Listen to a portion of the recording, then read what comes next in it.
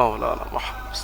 আলহামদুলিল্লাহ, প্যারে হাজিরান মজলিস, আল্লাহ পাকের নেককার আল্লাহ ওয়ালা নামাজি মুত্তাকি বান্দারা, নবী পাকের পাগলেরা, আল্লাহর ওয়ালিদের মুহাব্বতের মুহিব্বিনরা, আপনারা অনেকে সকাল থেকে, অনেকে জুমার থেকে নিয়ে এসে বসে আছেন শুধু একটুখানি দোয়া নেবার জন্য। কি বলেন? যে দোয়া নেবার জন্য বসেছেন। আমার পীর ও মুর্শিদ কেবলা রহমাতুল্লাহ আলাইহি তিনি চলে গেছেন, কিন্তু চলে গেলেও তেনার দোয়া এখনো জারি আছে। জোরে বলুন না সুবহানাল্লাহ।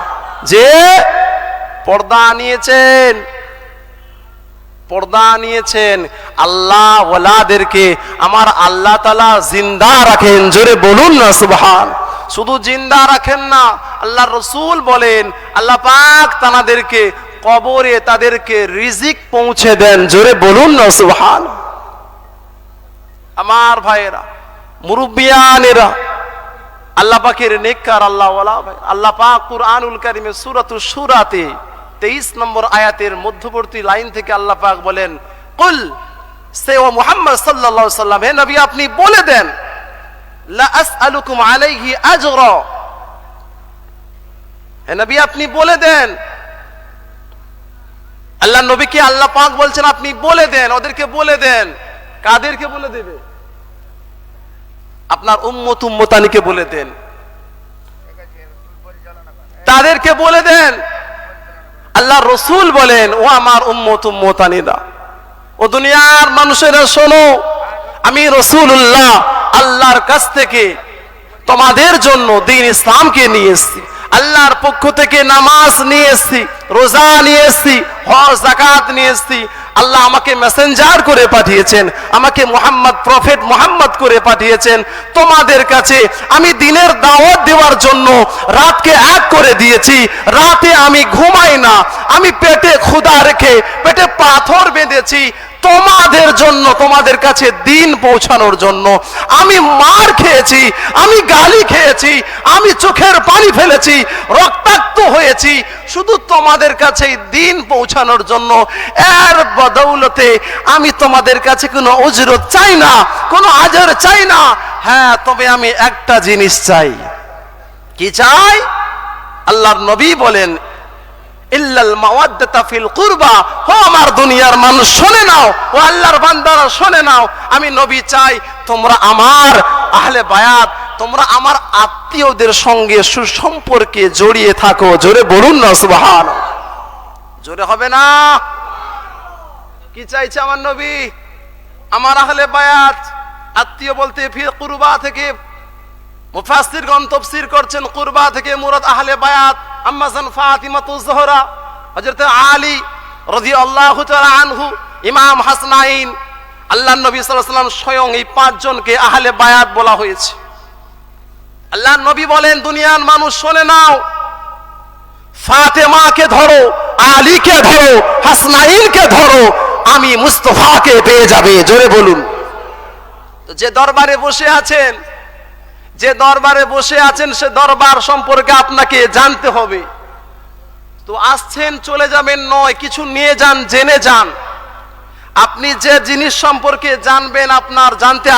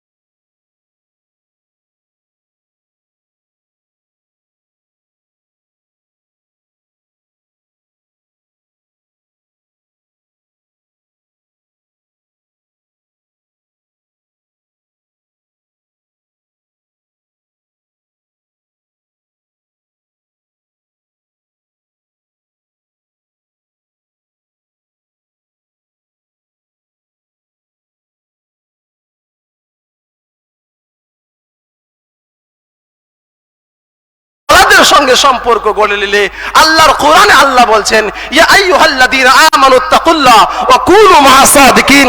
এই ঈমানওয়ালো, এই ঈমানদারেরা শোনো, অবিশ্বাসীরা তোমরা আল্লাহ ওয়ালা সাদিকিন অর্থাৎ আল্লাহ ওয়ালিদের সঙ্গে সহবতে জুড়ে থাকো, মিশে থাকো।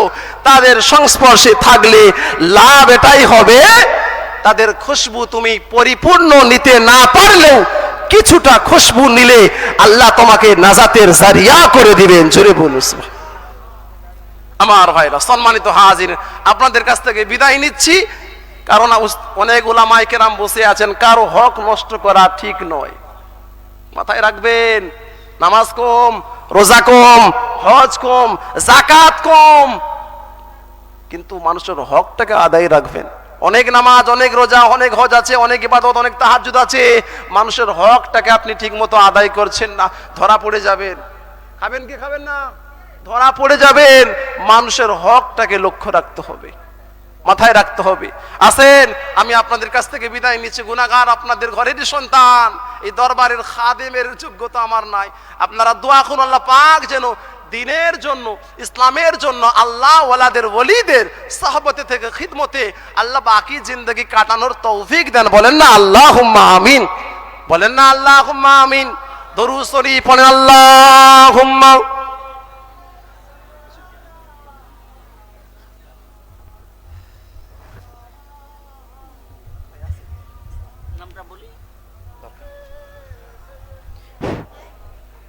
আসসালামু আলাইকুম ওয়া রাহমাতুল্লাহি ওয়া বারাকাতুহু। যারা দূরে দাঁড়িয়ে আছেন একটু সকলে দাঁড়িয়ে যাই, সালাতু সালাম পড়বো ইনশাআল্লাহ। সকলে দাঁড়িয়ে যান। যারা দূর দূরান্তে আছেন একটু মজলিসে চলে আসেন। সকলে মহাব্বতে উচ্চ আওয়াজে নবীর প্রতি সালাতু সালাম। ইয়া নবী সালাম আলাইকা, ইয়া রাসূল সালাম আলাইকা, ইয়া হাবিব সালাম আলাইকা, সালাওয়াতুল্লাহ আলাইকা, তালাআল বদরু আলাইনা মিন সানিয়াতিল ওয়াদাই, ওয়াজাবা শুকরু আলাইনা মাদা লিল্লাহি দাই। ইয়া নবী সালাম আলাইকা, ইয়া রাসূল সালাম আলাইকা, ইয়া হাবিব সালাম।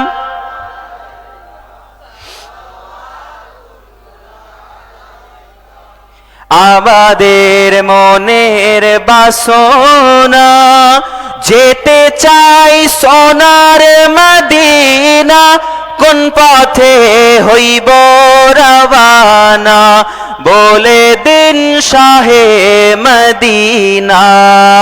ইয়া নবী সালাম আলাইকা, ইয়া রাসূল সালাম আলাইকা, ইয়া হাবিব সালাম আলাইকা।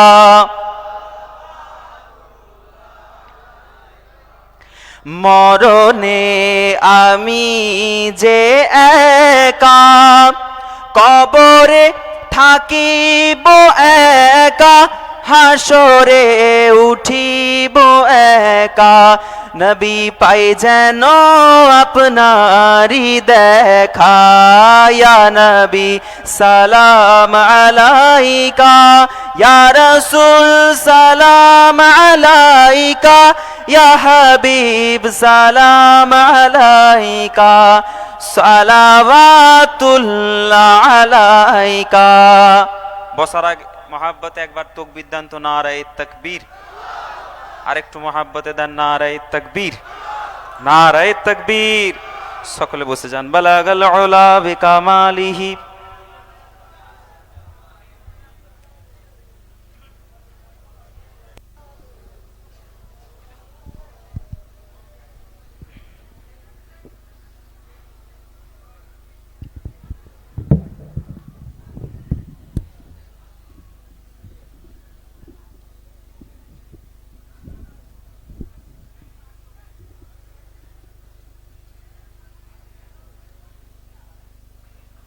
যাক, অনেক আলেম ওলামা এসেছেন, আমি ছোট্ট করে একটা বর্তমান এই আজকে দরবারে উপস্থিত হয়েছি। আমরা দুনিয়ার মায়াতে যেন আমাদের ভাই আমাদের বোনগুলোকে যেন না ভুলে যাই। সকলের মনে আছে তো ফিলিস্তিনের কথা? আপনাদের মনে আছে? বাইতুল মুকাদ্দাসের কথা মনে আছে তো? আমাদের প্রথম কিবলা কোনটা? বাইতুল মুকাদ্দাস, মসজিদুল আকসা। যাকে আমি ছোট্ট করে সেই নিয়ে একটা ছোট্ট করে কবিতা আপনাদের সামনে পড়ব, তারপর ইনশাল্লাহ পরবর্তী যিনি আছেন তিনি ওয়াজ ও নসিহত করবেন। ऐ मेरे कौम के रहनुमा भी सुने, ऐ मेरे कौम के रहनुमा भी सुने, मेरी उजड़ी हुई दास्ता भी सुने, ऐ मेरे कौम के हुक्मरा भी सुने, मेरी उजड़ी हुई दास्ता भी सुने, जो मुझे मुल्क तक मानते ही नहीं, जो मुझे मुल्क तक मानते ही नहीं, सारी दुनिया के वो हुक्मरा भी सुने, सिर्फ लाशे ही लाशे मेरी गोद में,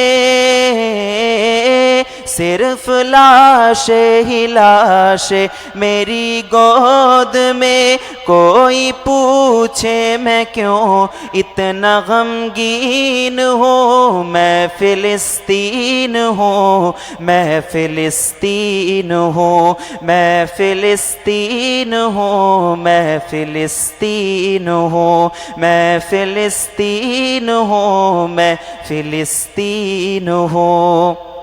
आए थे एक दिन मेरे घर आए थे, दुश्मनों को भी तन्हा नजर आए थे, आए थे एक दिन मेरे घर आए थे, दुश्मनों को भी तन्हा नजर आए थे, ऊंट पर अपना खादिम बिठाए हुए,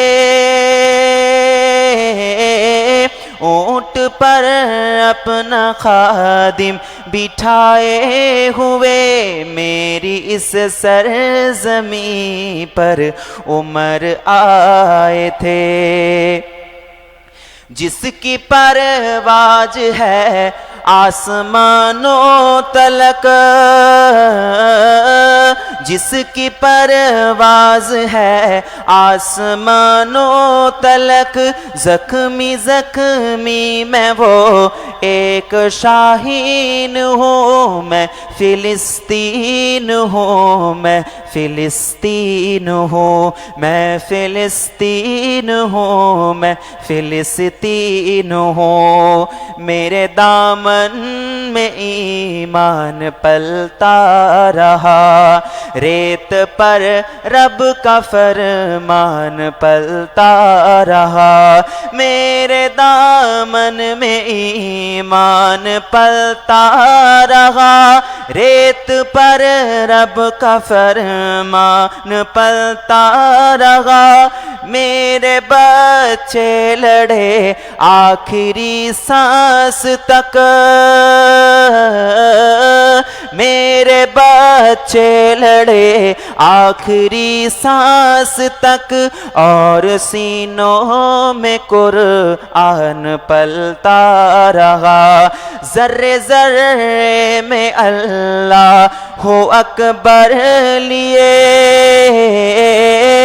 जर्रे जर्रे में अल्लाह हो अकबर लिए, खुश नसीबी है मैं शाही बेदीन हूँ, मैं फिलिस्तीन हूँ, मैं फिलिस्तीन हूँ, मैं फिलिस्तीन हूँ, मैं फिलिस्तीन हूँ। ना ही रोएंगे और ना ही मुस्काएंगे, सिर्फ नगमे शहादत के ही गाएंगे, ना ही रोएंगे और ना ही मुस्काएंगे, सिर्फ नगमे शहादत के ही गाएंगे, ना ही रोएंगे और ना ही मुस्काएंगे, सिर्फ नगमे शहादत के ही गाएंगे। अपना बैतुल मुक़द्दस बचाने को तो,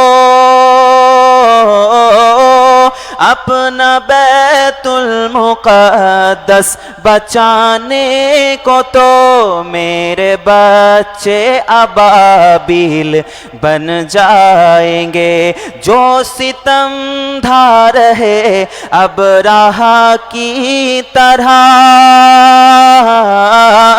जो सितम ढा रहे अब राह की तरह, उनकी खातिर में सामान तौहीन हो, मैं फिलिस्तीन हूँ, मैं फिलिस्तीन हूँ, मैं फिलिस्तीन हूँ, मैं फिलिस्तीन हूँ। সম্মানিত ভাইরা বাবাজিরা, আল্লাহ পাক যে দরবারে হাজির করেছেন, এই দরবার থেকে জিকিরের মজলিস থেকে নিয়ে এখনো পর্যন্ত যারা আমরা কষ্ট করে বসে আছি, ইনশাআল্লাহ আল্লাহ এর প্রতিদান দিবেন। আল্লাহ পাক বলেন, ইয়া আইয়ুহাল্লাযীনা আমানুস্তাঈনু বিস-সাবরি ওয়াস-সালাহ ইন্নাল্লাহা মা'আস সাবিরিন। ধৈর্য ধারণ করো বান্দা।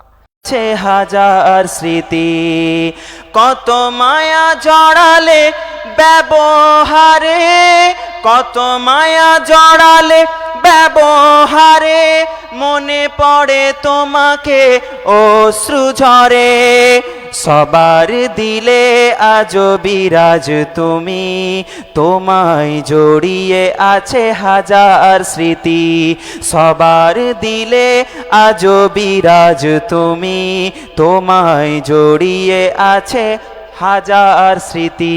আল্লাহ কবুল করুক। আসসালামু আলাইকুম ওয়া রাহমাতুল্লাহি ওয়া বারাকাতুহু।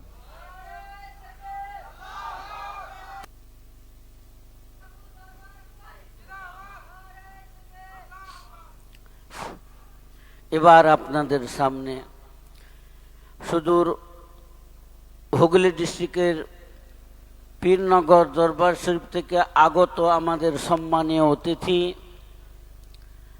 পীরজাদা জনাব হযরত মৌলানা জবিহুল্লাহ সাহেব, পীরনগর দরবার শরীফ, ইনি কোরআন হাদিস থেকে অমূল্য বক্তব্য পেশ করবেন।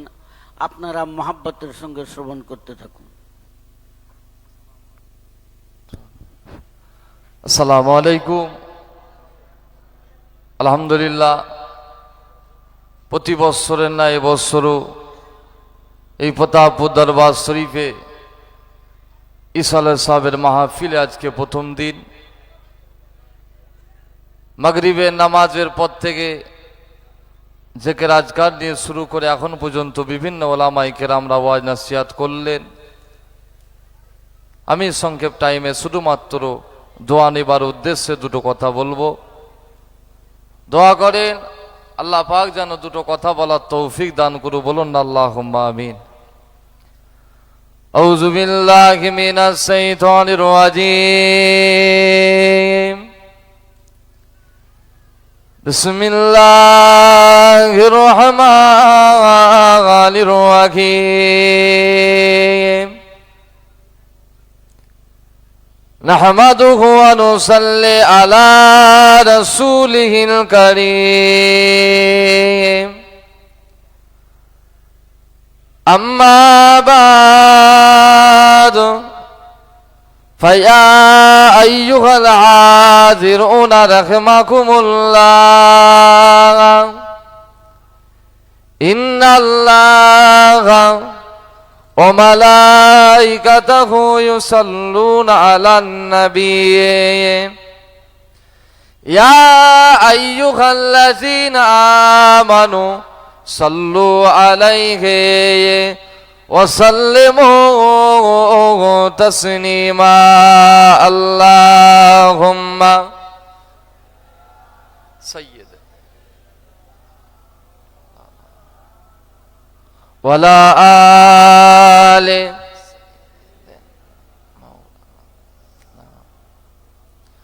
মোহাব্বতের সাথে আল্লাহুম্মা সাল্লি আলা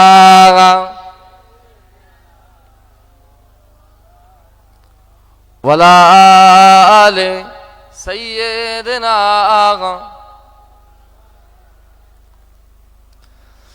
আমার এই মনেরও সেই কামনা সোনার মদিনা, আমার এই মনেরও সেই কামনা সোনার মদিনা। মনের মাঝে আছো তুমি কেন বোঝো না, আমার এই মনেরও সেই কামনা সোনার মদিনা, আমার এই মনেরও সেই কামনা সোনার মদিনা। সবুজ গম্বুজের নিচে একটু দাঁড়াবো, আমার প্রিয় নবীজিকে সালাম জানাবো। বলুন না সুবহানাল্লাহ, যেটা হবে না সুবহানাল্লাহ। নারে তাকবীর, নারে তাকবীর। সবুজ গম্বুজের নিচে একটু দাঁড়াবো, আমার প্রিয় নবীজিকে সালাম জানাবো। যাহার প্রেমে পাগল হয়ে হলাম দিবানা, আমার এই মনেরও সেই কামনা সোনার মদিনা, আমার এই মনেরও সেই কামনা সোনার মদিনা।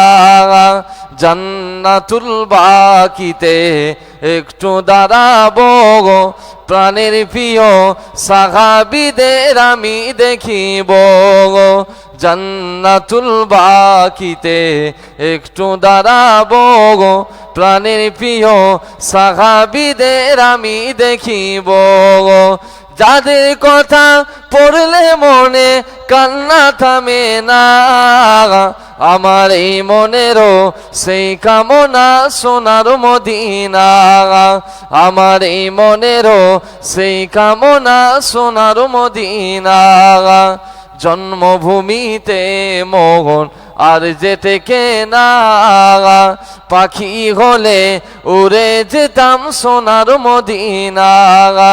জন্মভূমিতে মোহন আর যেতে কেনা, পাখি হলে উড়ে যেতাম সোনার মদিনা। এই বাসনা কবুল করো ওহে রব্বানা, আমার এই মনেরও সেই কামনা সোনার মদিনা। মনের মাঝে আছো তুমি কেন বোঝো না, আমার এই মনেরও সেই কামনা সোনার মদিনা। আল্লাহুম্মা সাইয়্যিদিনা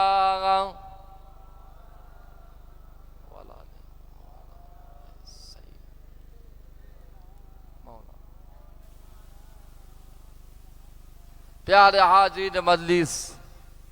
আলহামদুলিল্লাহ, আজকে দিনে মাহফিলে সম্মানিত আমাদের সকলের মাথার তাজ জনাব ভাইজান হুজুর কেবলা, তার সাথে সাথে আলেম ওলামায়ে কেরাম, আমার সম্মুখে বসে থাকা আল্লাহ পাকে নামাজি রোজাদার ইমানদার মুত্তাকি আমার বাপজানেরা, খাস করে এই প্রতাপপুর দরবার শরীফে আমরা এসেছি। আমাদের কাছ থেকে বিদায় নিয়েছেন উজ্জ্বল নক্ষত্র আমাদের প্রাণপ্রিয় জনাব হুজুর কেবলা এই দুনিয়া জমিন ছেড়ে আজকের মধ্যে আল্লাহ পাকের ডাকে সাড়া দিয়ে চলে গেছে। কিন্তু আল্লাহর ওলিরা দুনিয়া জমিন থেকে চলে যায়, তারা দুনিয়ার জমিন থেকে চলে যায়, আল্লাহর ওলিরা হলো জিন্দা। জোরে বলুন সুবহানাল্লাহ।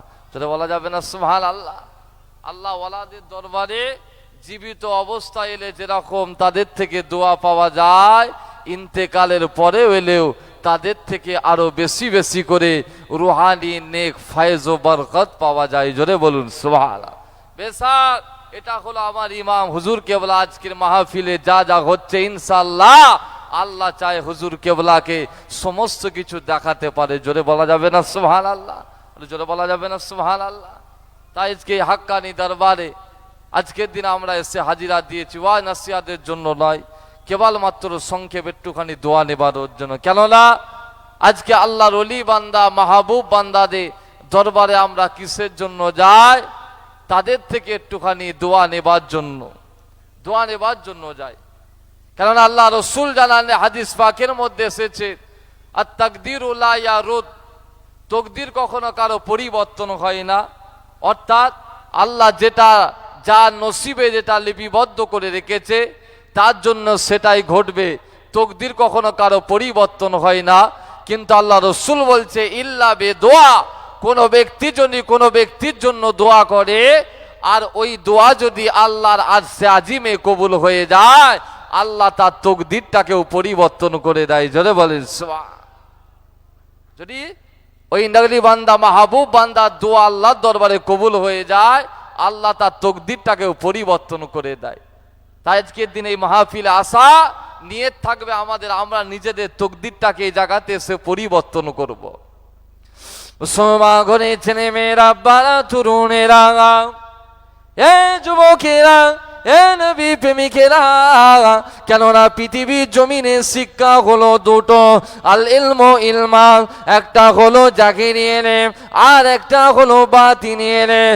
জাহিরি ইলম অর্জন করার জন্য এ যুবকেরা, কেননা দুনিয়া জমিনে মানুষ মায়ের গর্ভ থেকে নিয়ে আসা থেকে মানুষ কবরে যাওয়া পর্যন্ত শিক্ষার কোনো অভাব নাই। মানুষ যা পারবে তাই শিক্ষা অর্জন করতে পারে, এটা হলো দুনিয়াবি শিক্ষা। এ যুবকেরা, দুনিয়া শিক্ষা হলো তোমার আমার জন্য, দুনিয়া শিক্ষা হলো দুনিয়ার জন্য। আর একটা হলো শিক্ষা যেটা হলো বাতিনি শিক্ষা। এই বাতিনি ইলম অর্জন করতে গেলে আল্লাহ ওয়ালাদের সোহবতে যেতে হয়। আল্লাহ ওয়ালাদের সোহবতে গেলে আমার আল্লাহ তোমাকে আমাকে বাতিনি ইলম আল্লাহ যদি দান করে, কেননা এই বাতিনি ইলম আল্লাহ যাদের দান করেছে এরা দুনিয়া জমিন থেকে এক জায়গায় বসে বসে ইয়া রাসূলুল্লাহ ইয়া রাসূলুল্লাহ বলে ডাক দেয়। ওই বান্দার সঙ্গে আমার রাসূলুল্লাহর নূর চাঁদ মুখখানা দিদার হয়ে যায়। এ যুবকেরা, তাই তো আল্লাহ ওয়ালাদের সোহবতে যেতে হয়। কেননা দুনিয়া জমিনে আজকে যে ওলির দরবারে তুমি আমি বসেছে তিনিও সোহবত খানা পেয়েছেন। ফুরফুরা দরবার শরীফে জমিনে রাতে হুজুর পে কেবলা রহমাতুল্লাহ আলাইহি হুজুরের সোহবত খানা পেয়েছেন। হুজুরের সোহবত পাওয়ার জন্য, দোয়া খানা পাওয়ার জন্য আল্লাহ পাক তোমার আমার পীরকে এই পোতাপুরের জমিনে আল্লাহ পাক রব্বুল আলামিন এত বড় নিয়ামত করেছে, যার নাম খানা আমার আল্লাহ পাক সারা ভারতবর্ষ জমিনে ছড়িয়ে দিয়েছে। বলা যাবে না সুবহানাল্লাহ? যার নাম আল্লাহু আকবার, আল্লাহু আকবার।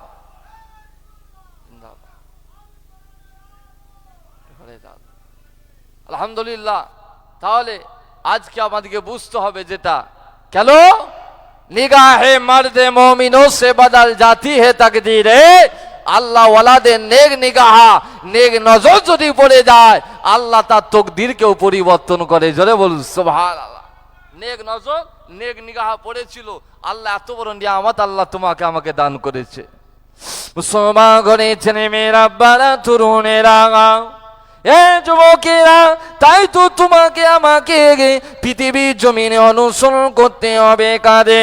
এটা আল্লাহ পাক কোরআন পাকে জানালে ওয়াকুনু মা'আস সাদিকিন। আমার বান্দা বান্দিরা, তোমরা আমার সত্যবাদী বান্দাদের তোমরা অনুসারী হয়ে যাও। কারা হবে সত্যবাদী? দুনিয়া জমিনে যারা আল্লাহ এবং তার রাসূলের রশিটাকে মজবুত করে ধরেছে এরাই তো হলো সাদিকিন, এরাই তো হলো সত্যবাদী।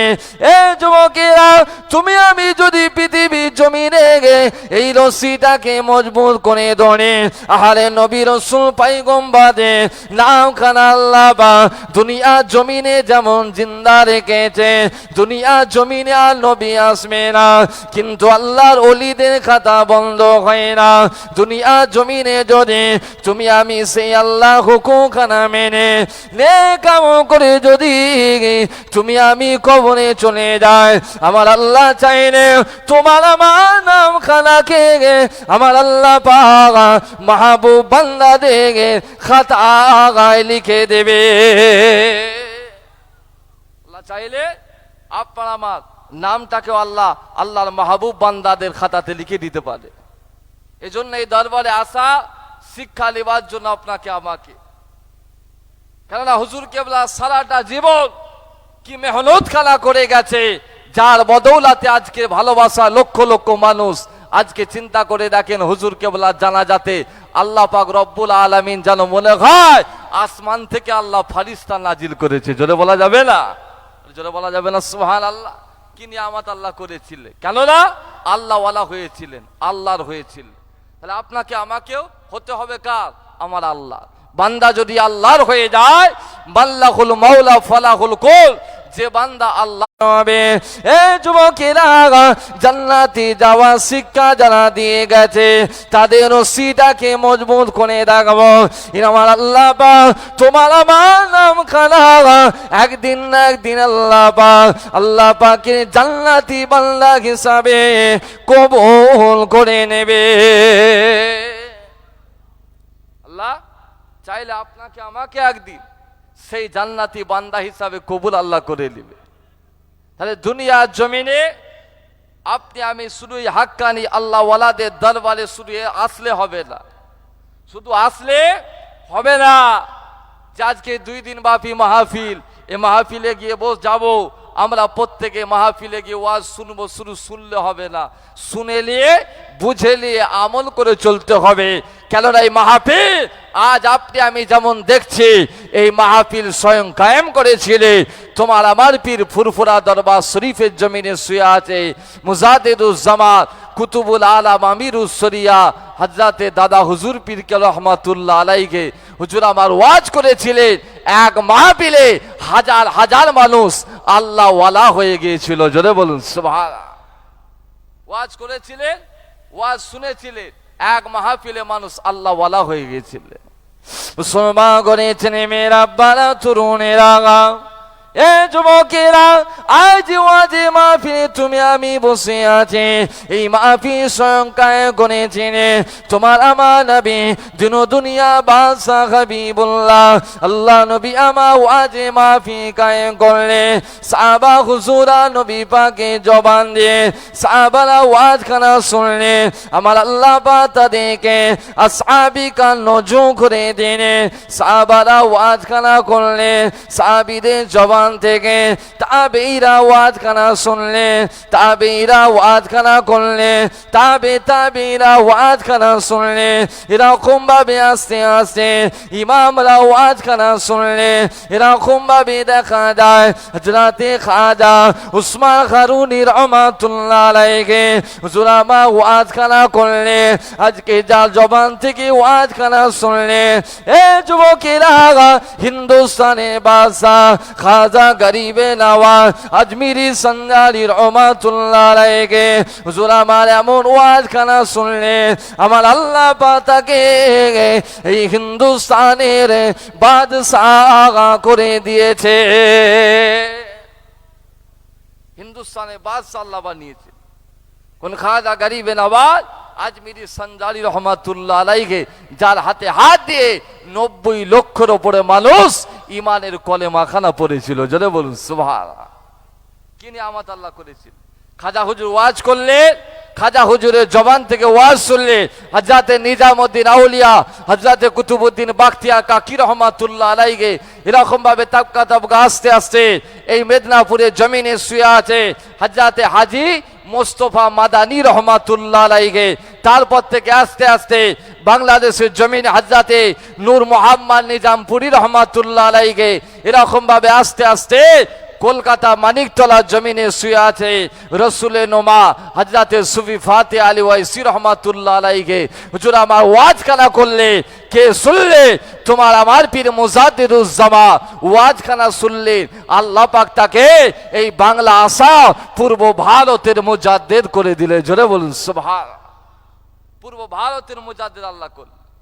ওয়াজ শুনলে শোনার মতো শুনেছিলেন কোন মুজাদ্দিদুজ্জামান? যিনি হলেন আপনার আমার আকাবির। জোরে বলুন সুবহানাল্লাহ। যে মুজাদ্দিদুজ্জামান তার পীরকে এতটা মহাব্বত করতেন, ভালোবাসতেন। হুজুর কেবলাদের জবানে শুনেছি তোমার আমার পীর মুজাদ্দিদুজ্জামান যখন কলকাতার জমিন থেকে হুজুরের পীর যখন ফুরফুরা শরীফের জমিনে আসতেন, হুজুর আমার কি করতেন? পীরের এতটা আদব ছিল। হুজুর আমার কি করতে? হযরতে সুফি ফাতে আলী ওয়াইসি রহমাতুল্লাহ আলাইহি হুজুরের দেখা যেত কিনা জুতোখানাকে মাথায় করে তুলে আমার মুজাদ্দিদুজ্জামান হুজুর আমার ফুরফুরা জমিনে চলে আসতেন। এমন সময় দেখা যায় হযরতে সুফি ফাতে আলী ওয়াইসি রহমাতুল্লাহ আলাইহি তখন দেখা যেত পালকি নিয়ে যেতেন। পালকির এমন সময় দেখা যায় পালকিটা সরিয়ে দিয়ে, কাপড়টা সরিয়ে দিয়ে দেখে ফুরফুরার পীর মুজাদ্দিদুজ্জামান আবু বকর সিদ্দিক মাথায় করে জুতোখানা বয়ে নিয়ে যাচ্ছে। মাথায় করে জুতোখানা বয়ে নিয়ে যাচ্ছে। সুফি ফাতে আলী ওয়াইসি হুজুর আমার দোয়া করলে, এই আবু বকর শুনে রেখে দাও, তুমি আজকে আমার জুতোখানা তুমি আজকে মাথায় করে নিয়ে বেড়াচ্ছ। আমি তোমার পীর সুফি ফাতে আলী ওয়াইসি দোয়া করি আল্লাহ পাক তোমার এতটা সম্মান আল্লাহ দিবে, তোমার জুতো টাকায় বাংলা আসামের মানুষ বয়ে বেড়াবে। জোরে বলুন সুবহানাল্লাহ। তোমার জুতোটাকে বাংলা আসামের মানুষ বয়ে বেড়াবে। সেই মুজাদ্দিদুজ্জামান দাদা হুজুর পীর রহমাতুল্লাহ আলাইহিকে আমরা ভালোবাসি না? বাসি। তাহলে এই ওয়াজ মাহফিল তাহলে তারাও ওয়াজ নসিহত করেছিল, এক একটা মানুষ আল্লাহর ওলি হয়েছিল। আজকে এই মাহফিলে আপনি আমি বসেছি, বসে শোনার নিয়ত করে যদি এই জায়গা থেকে কিছুটা আমলে নিয়ে পরিবর্তন হয়ে যাব, এই নিয়তে যদি আসে ইনশাআল্লাহ এই মাহফিল থেকে যাবার পূর্বে আল্লাহ আপনাকে আমাকে চাইলে হয়তো আল্লাহ পাক পরিবর্তন করতে পারে। জোরে বলুন সুবহানাল্লাহ। কেননা প্রতিটা মানুষের মূল হচ্ছে নিয়ত। যাতে মুহাম্মদ ইবনে ইসমাইল বুখারী রহমাতুল্লাহ আলাইহি বুখারী শরীফের সর্বপ্রথম হাদিস আনলেন ইন্নামাল আমালু বিন্নিয়াত। প্রতিটা জিনিসের মূল হলো নিয়ত। নিয়তের উপরে বান্দাকে আল্লাহ পাক দিয়ে থাকে। নিয়ত বান্দা যেটা করে নিয়তের উপরে আল্লাহ পাক তার প্রতিদান দিয়ে থাকে। নিয়ত যদি থাকে প্রতাপপুর দরবার শরীফের মাহফিলে যাব, কিছু দিনে আলোচনা শুনবো, শরিয়াতে আলোচনা শুনবো, নিজেদের আমলে বাস্তবায়িত করব। এই চিন্তায় যদি এই মাহফিলে আসেন, এই মাহফিলে আখেরি দোয়া হয়ে যাবে। দোয়া হয়ে যাওয়ার পরেতে বাড়ি যখন ফিরবে ইনশাআল্লাহ এই নয়ের যদি আপনার আমার থাকে, আল্লাহ পাক চাইলে আপনার আমার অন্তরটাকেও আল্লাহ পরিবর্তন করতে পারে। জোরে বলুন সুবহান। জোরে বলা যাবে না সুবহানাল্লাহ? তাহলে এই দরবারে এসেছি, এটা আপনাকে আমাকে এইটা নিয়ত রাখতে হবে যে আমরা এই দরবার থেকে কিছু নিয়ে ফিরবো, আমরা পরিবর্তন হব। কেননা সব থেকে মেন জিনিস হচ্ছে দোয়া।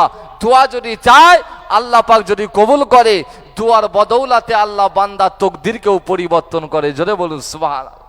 তাহলে আমরা প্রত্যেকে হচ্ছি কম বেশি সবাই দোয়ার ভিখারি। কেউ বলতে পারবে যে আমার দোয়ার দরকার নাই, বলতে পারবে? সবাই হচ্ছে আমরা দোয়ার ভিখারি।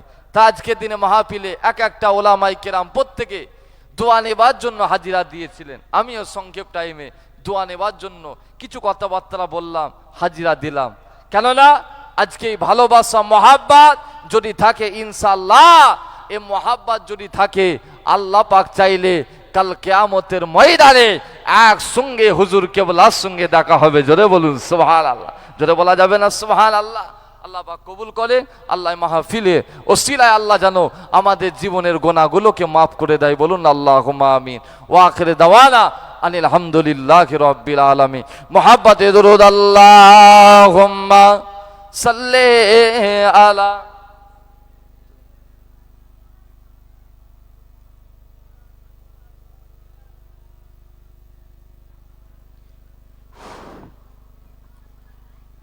এবার আপনাদের সামনে বক্তব্য রাখবেন পীরজাদা হযরত মৌলানা আক্কাস আলী সাহেব, পীরনগর দরবার শরীফ। ইনিও কোরআন হাদিস থেকে তার অমূল্য বক্তব্য পেশ করবেন। আপনারা মহব্বতের সঙ্গে শ্রবণ করুন। السلام عليكم.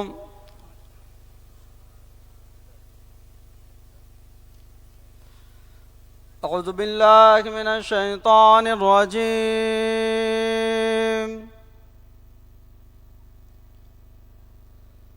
بسم الله الرحمن الرحيم.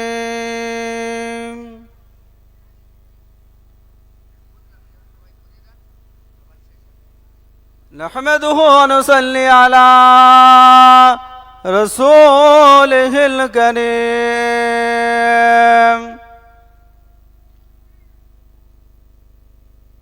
أما بعد، فيا أيها الهاجرون رحمنا ورحمكم الله، إن الله وملائكته يصلون على النبي يا أيها الذين آمنوا صلوا عليه وسلموا تسليما. اللهم صل على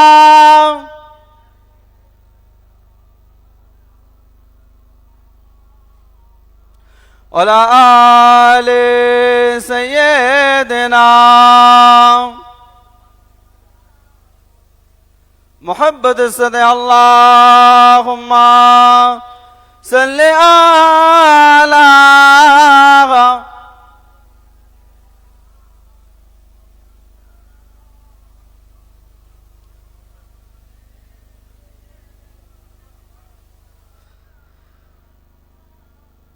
और शहर मोहब्बत जहाँ मुस्तफा है, वही घर बनाने को दिल चाहता है.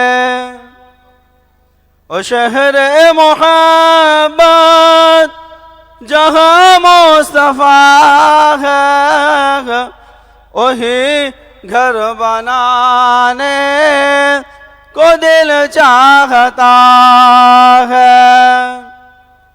रसूल सिकंदर उजाद सी माटी नजर में बसाने को दिल चाहता है. এবার জোরে বলুন সুবহানাল্লাহ, আর একটু জোরে বলেন. ও শহরে মোহাব্বত जहाँ मुस्तफा है, वही घर बनाने को दिल चाहता है.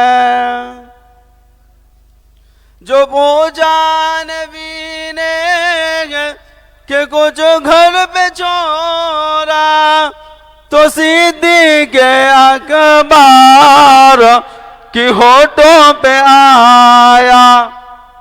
वहाँ माल दौलत क्या है हकीकत, जहाँ जान लुटाने को दिल चाहता है.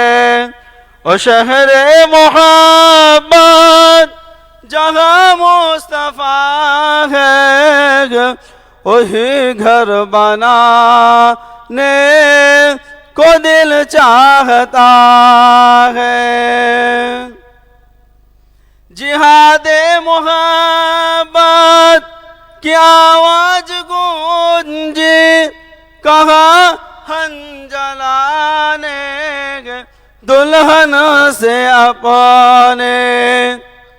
इजाजत अगर दो तो जामे शहादत नजर में बसाने को दिल चाहता है. अल्लाहुम्मा सल्ले आला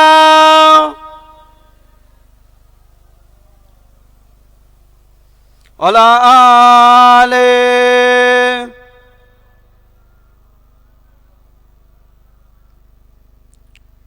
अल्हम्दुलिल्लाह। प्यारे हाजिराने मजलिस, সেই সন্ধ্যা হইতে এতক্ষণ পর্যন্ত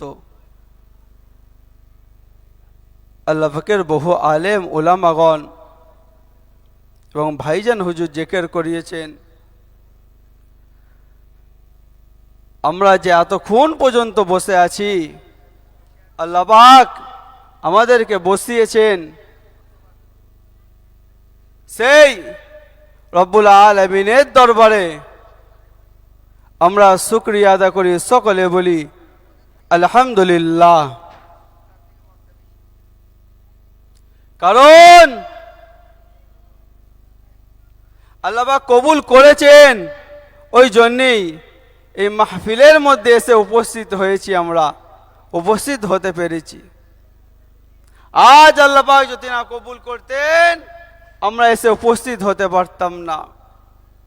তাই অলির দরবারে আমরা এসেছি আল্লাহকে খুশি করার জন্যে, অলির দরবারে আমরা এসেছি রসুলকে খুশি করার জন্যে, অলির দরবারে আমরা এসেছি আমাদের অন্তরটাকে পরিষ্কার করার জন্যে।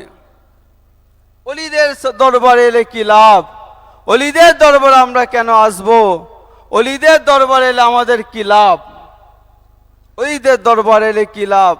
কিছু মানুষ বলে অলিদের দরবারে যে কি হবে, ওখানে শুধু তো বিরিয়ানি খাওয়া হয়। অলিদের দরবারে শুধু বিরিয়ানি খাওয়া হয়, কি লাভ? দেখেন দেখেন এই প্রতাপপুর দরবার শরীফে এলেমের ভান্ডার, এলেম বাচ্চা বাচ্চা ছেলেদেরকে এলেম শিক্ষা করার জন্য ভাইজান হুজুর স্কুল মাদ্রাসা কত কি করেছেন। অলিদের দরবারে এসে কি লাভ? আরে মুসলমান ঘরের ছেলেরা, এ নবী পাকের প্রেমিকেরা, এ নওজওয়ান তরুণেরা, আল্লাহ ওয়ালাদের যদি সোহবত খানা পেয়ে যাও, আল্লাহ ওয়ালাদের যদি নেক দোয়া খানা পেয়ে যাও, তোমার দুনিয়া আখিরাত দুটোই কামিয়াবি হয়ে যাবে। এ নওজওয়ান তরুণেরা, এ নবী পাকের প্রেমিকেরা, আমার রাসূলুল্লাহর শানখানা আল্লাহ পাক কত বড় আলা করেছিলেন। আমার রাসূলুল্লাহর সম্মানখানা আল্লাহ পাক কত বড় আলা করেছিলেন। আমার রাসূলুল্লাহকে আবু জেহেল যখন আবতার বলে, নিমংস বলে বিদ্রুপ খানা করে, আমার রাসূলুল্লাহর মনটা খারাপ হয়ে যায়। আমার আল্লাহ পাক আসমান থেকে সহ্য করতে পারেন না। আমার আল্লাহ পাক সঙ্গে সঙ্গে কোরআন শরীফের আয়াত খানা নাজিল করে দেয়, ইন্না আতাইনা কাল কাউসার ফাসাল্লি লিরাব্বিকা ওয়ানহার ইন্না শানিয়াকা হুয়াল আবতার। আল্লাহ রাসূল তিনার যে কটা পুত্র সন্তান হয়েছিল, সব কটা সন্তানই আল্লাহর ডাকে সাড়া দিয়ে চলে গিয়েছিলেন। তাই মক্কার আবু জেহেল, উতবা, সাইবা সকলেই আল্লাহ রসুলকে দেখতে পেলেই কি আবতার বলে, নিবংশ বলে বিদ্রুপ করত এবং বাচ্চা বাচ্চা ছেলেদেরকে বলতো, দেখো নিবংশ যাচ্ছে। এই মোহাম্মদ দুনিয়া ছেড়ে চলে যাবার পরে এই মোহাম্মদের বংশে আলো জ্বালাবার কেউ থাকবে না। জোরে বলো নাউজুবিল্লাহ।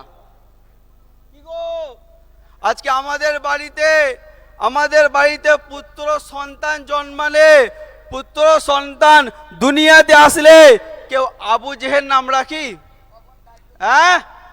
কেন রাখিনি? আবু জেহেল তো নামও আছে। আবু জেহেলের শান কত রাখ, আমার রাসূলুল্লাহর শানখানা কত বড় দেখো। রাসূলুল্লাহকে মেনে নিয়েছিল সিদ্দিকে আকবর হয়ে গেছে আসহাবিকান নুজুম। আর আবু জেহেল মানে নে, আবু জেহেলের ঘরটা হয়েছে হাজিদের টয়লেট খানা। আরে মুসলমান ঘরের ছেলেরা, এই নবী পাকের প্রেমিকেরা, কিতাবখানা খুলে দেখেন আমার রাসূলুল্লাহর শানখানা আল্লাহ পাক কত বড় আলা করে দিয়েছেন। আমার রাসূলুল্লাহর শানখানা আল্লাহ পাক কত বড় আলা করে দিয়েছেন।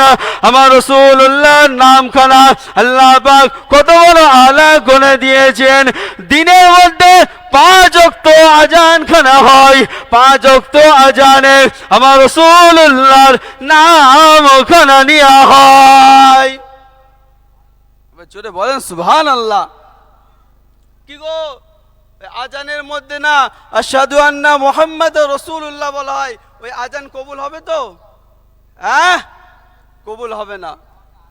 শুধু তাই নয়, কিতাবের মধ্যে দেখতে পাওয়া যায় যে 5 ওয়াক্ত আমরা নামাজ পড়ি, 5 ওয়াক্ত আমরা নামাজ পড়ি, সেই নামাজের মধ্যে যে আমরা আত্তাহিয়াত পাঠ করি, আত্তাহিয়াত পড়ি, সেই আত্তাহিয়াত নামাজের মধ্যে আমার রাসূলুল্লাহর নাম খানা নিতে হয়। আমার রাসূলুল্লাহ শান খানা কত বড়। শুধু তাই নয়, কিতাবের মধ্যে দেখতে পাওয়া যায় হযরতে মূসা নবী আলাইহি ওয়াসাল্লামকে যখন আল্লাহ পাক তাওরাত কিতাবখানা নাজিল করবে, হযরতে মূসা গেলেন এবং তুর পাহাড়ে যখন উঠতে গেলেন, তিনার পায়ে জুতাখানা ছিল, সঙ্গে সঙ্গে গায়েবী থেকে আওয়াজখানা এলো, হে নবী মূসা, তুমি জুতাখানা খুলে তুর পাহাড়ের মধ্যে ওঠো। হযরতে মূসা নবী আলাইহিস সালামকে, হযরতে মূসা নবীকে আল্লাহ পাক বললেন, হে নবী মূসা, তুমি জুতা খুলে তুর পাহাড়ের মধ্যে ওঠো। আরে আমার আপনার নবী, দিন দুনিয়ার বাদশাহ হাবিবুল্লাহ হুজুরের শানখানা আল্লাহ পাক কত বড় আলা করে দিয়েছেন। আল্লাহ নবী যখন মেরাজ খানা হয়, আল্লাহ নবী যখন মেরাজ খানা হয়, রাসূলুল্লাহ যখন মেরাজ খানা হয়, প্রথম আসমান খানা উঠতে গেলেন, দ্বিতীয় আসমান খানা টপকালেন, তৃতীয় আসমান খানা, চতুর্থ আসমান, পঞ্চম আসমান, ষষ্ঠ আসমান, সপ্তম আসমান যখন টপকে সিদরাতুল মুনতাহা যখন আল্লাহ পাকের আরশের সামনে পৌঁছালেন, আল্লাহ নবী দিন দুনিয়ার বাদশাহ হাবিবুল্লাহ হুজুর আমার জুতাখানা খুলে আল্লাহ পাকের সামনে যাবে, তখন গায়েবী থেকে আওয়াজ কেন আসে, ইয়া রাসূলুল্লাহ, ইয়া হাবিবুল্লাহ, ইয়া আমার হাবিব, আপনি জুতা মুবারক পরে প্রবেশ করুন। আরে রাসূলুল্লাহ শানখানা কত বড়। সেই রাসূলুল্লাহর উম্মাত আমরা হতে পেরেছি, আমাদের শানটাও কিন্তু অনেক বড়, আমাদের শানটাও অনেক বড়, কিন্তু আমরা আমাদের নিজেদের ইজ্জতটা শেষ করে দিচ্ছি, আমরা আমাদের নিজেদের ইজ্জতটা শেষ করে দিচ্ছি গুনাহে লিপ্ত হয়ে। তাই অলিদের সোহবাতে যদি থাকো, অলি আউলিয়াদের যদি সোহবাতে থাকো, আজ ভাইজান হুজুরের হাতে হাত দিয়ে কত বেরোজাদার রোজা রেখেছে, কত বেনামাজি নামাজখানা পড়েছে, আর কত বেদাড়িওয়ালা দাড়িখানা রেখেছে। তাই আমরাও যদি আজকে খালেস নিয়ত নিয়ে ভাইজান হুজুরকে আঁকড়ে ধরতে পারি, আমাদের জীবনটাও আজকের দিনে উজ্জ্বল হয়ে যাবে।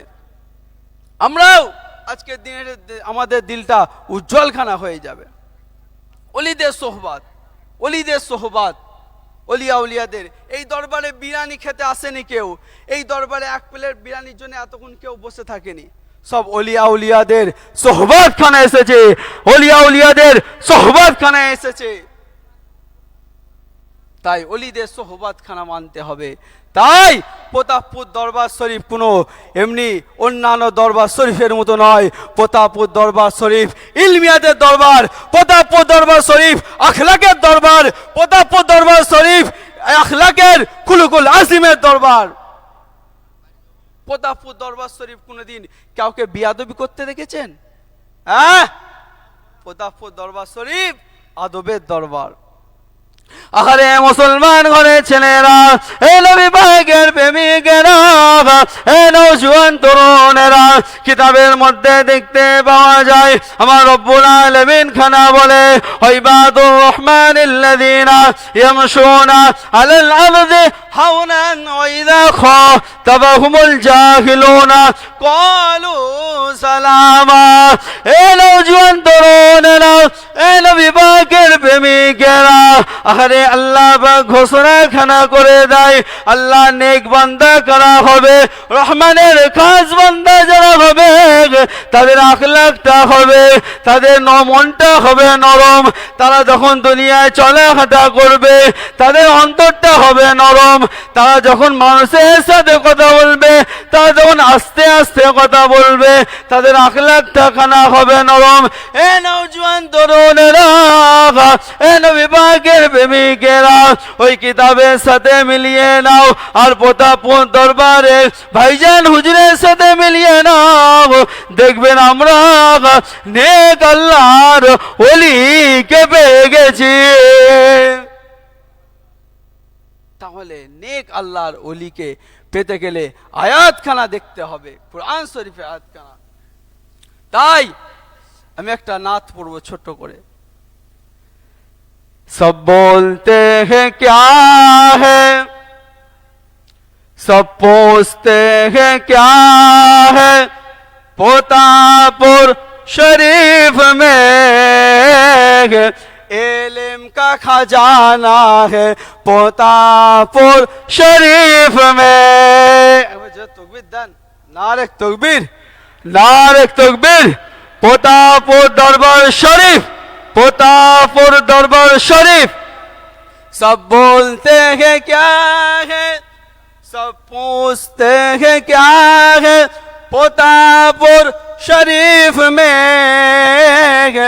इल्म का खजाना है, पोतापुर दरबार शरीफ में इल्म का खजाना है, पोतापुर शरीफ में। जिस वक्त मैंने देखा चेहरा भाईजान का, जिस वक्त मैंने देखा चेहरा भाईजान का, वो देखे हो गए आशिक भाईजान का। तकबीर दाना एक बार, नारे तकबीर। जिस वक्त मैंने देखा चेहरा भाईजान का, वो देख के हो गए आशिक भाईजान का। अल्लाहुम्मा सल्ली अला।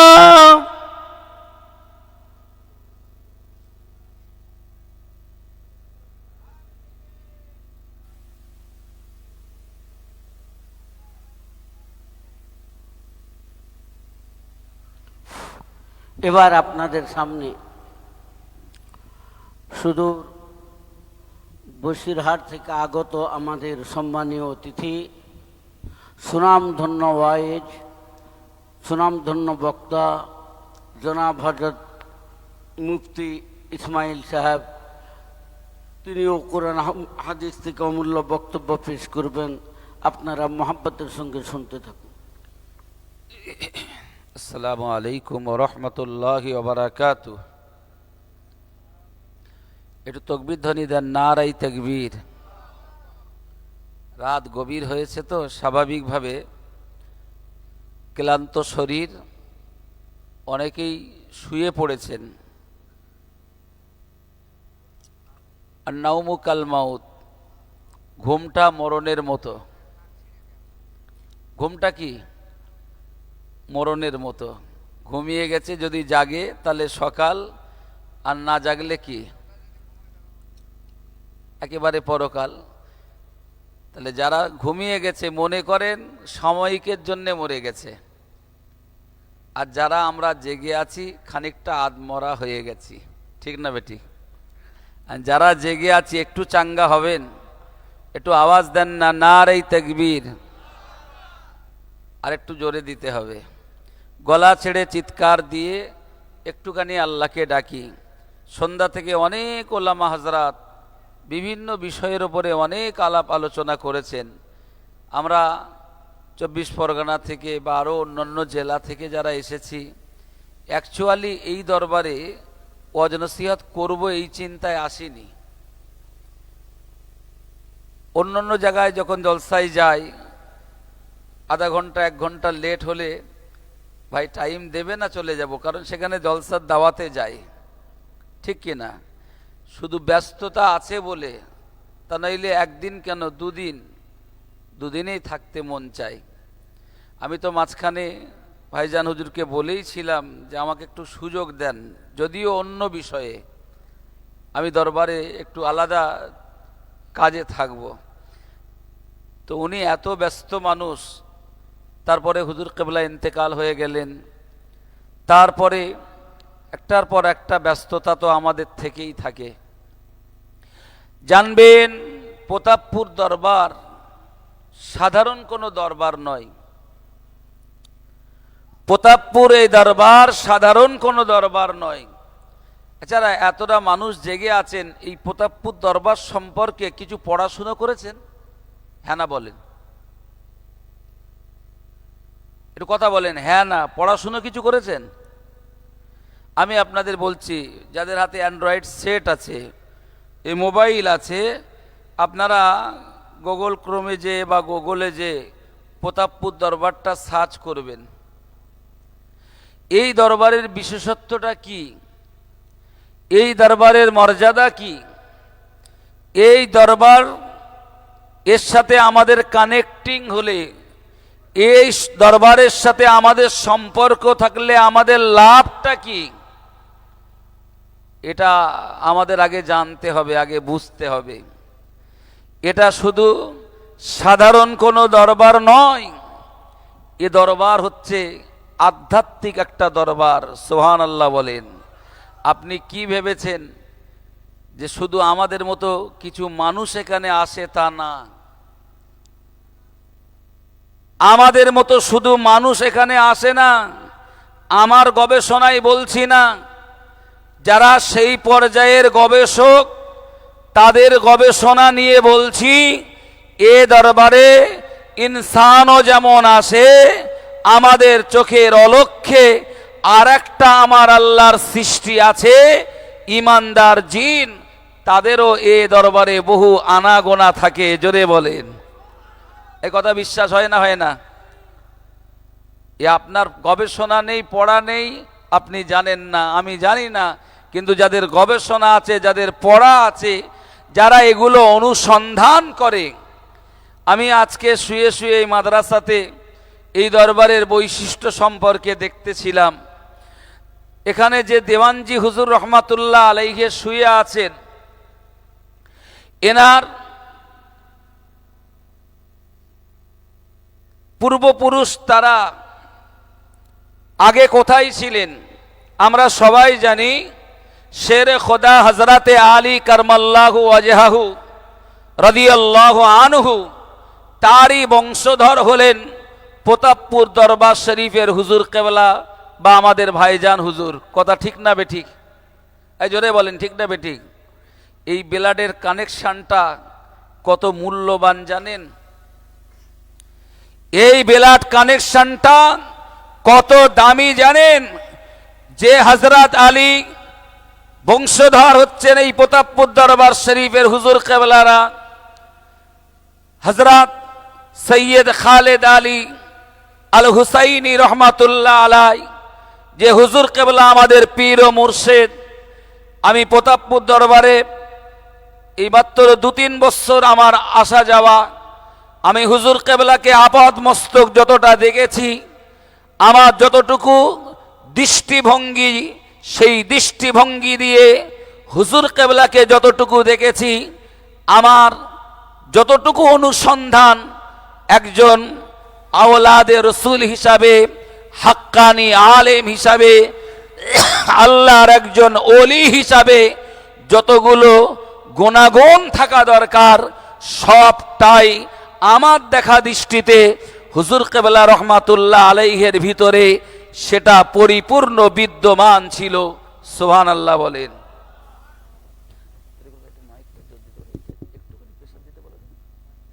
একটু প্রেশার দিতে বলো। ভাইয়েরা আমার, আমি কিন্তু যে কথাগুলো বলছি একটু অনুধাবন করুন, উপলব্ধি করুন। আমি গবেষণার কথা বলছি, কানে আঙুল দিয়ে সুরতাল দিতে পারিনে।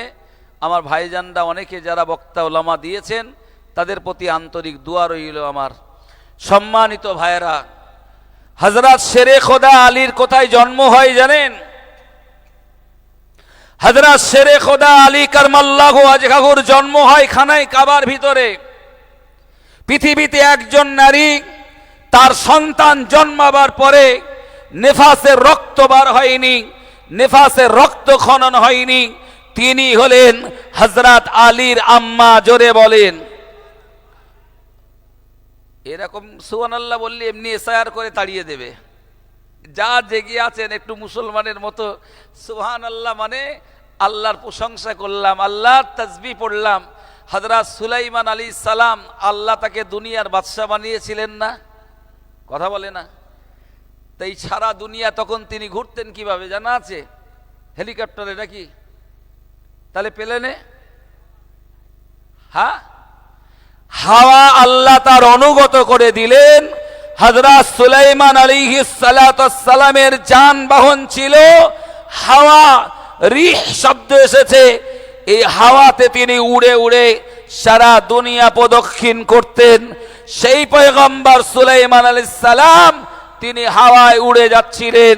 তারই একজন উম্মত তার এই হাওয়ায় উড়ে যাওয়া দেখে আশ্চর্য হয়ে সুবহানাল্লাহ পড়েছিলেন। হযরত সুলাইমান নেমে এলেন, হাওয়ার গতি রোধ করে নেমে এসে বললেন, উম্মত শোনো, তুমি যে সুবহানাল্লাহ পড়লে, এই সুবহানাল্লাহর এতটা মূল্য আমার আল্লাহর কাছে। আমি সুলাইমান সারা দুনিয়ার বাদশা, আল্লাহ আমাকে যতটা রাজত্ব দিয়েছেন, আমার রাজত্ব যদি একটা পাল্লাই দিয়ে দিই, তোমার জবানে সুবহানাল্লাহ এই মর্যাদা, এটা যদি আর একটা পাল্লাই দিয়ে দিই, আমার তামাম দুনিয়ার রাজত্বের তুলনায় তোমার সুবহানাল্লাহ তাসবিহ এর ওজনের পাল্লা ভারী হয়ে যাবে। এবারে সুবহানাল্লাহ জোর হচ্ছে না? কারণ একবার সুবহানাল্লাহ পড়লে দুনিয়া একটা পাল্লাই দেন, সুবহানাল্লাহ তাসবিহ আর একটা পাল্লাই দেন। আমার আল্লাহ কোন পাল্লা ভারী করে দেবেন? হাদিস এসেছে সুবহানাল্লাহি ওয়া বিহামদিহি সুবহানাল্লাহিল আযীম। বুখারী শরীফের একেবারে শেষ হাদিস। যারা দাওরায়ে হাদিস পড়েছেন, কালিমাতানে হাবিবাতানে ইলার রহমান খফিফাতানে আলাল লিসান সাকিলাতানে আলাল মিজান। আমার আল্লাহ রাসূল পাক সাল্লাল্লাহু আলাইহি ওয়াসাল্লামের জবান মোবারকের হাদিসে এসেছে, হুজুর বলেছেন, কালিমাতানে হাবিবাতানে ইলার রহমান, দুটি ছোট্ট কালিমা আছে, ছোট্ট শব্দ আছে, খফিফাতানে আলাল লিসান, জবানে পড়তে একেবারেই কষ্ট হয় না, সহজ এবং সাধ্যের মধ্যে।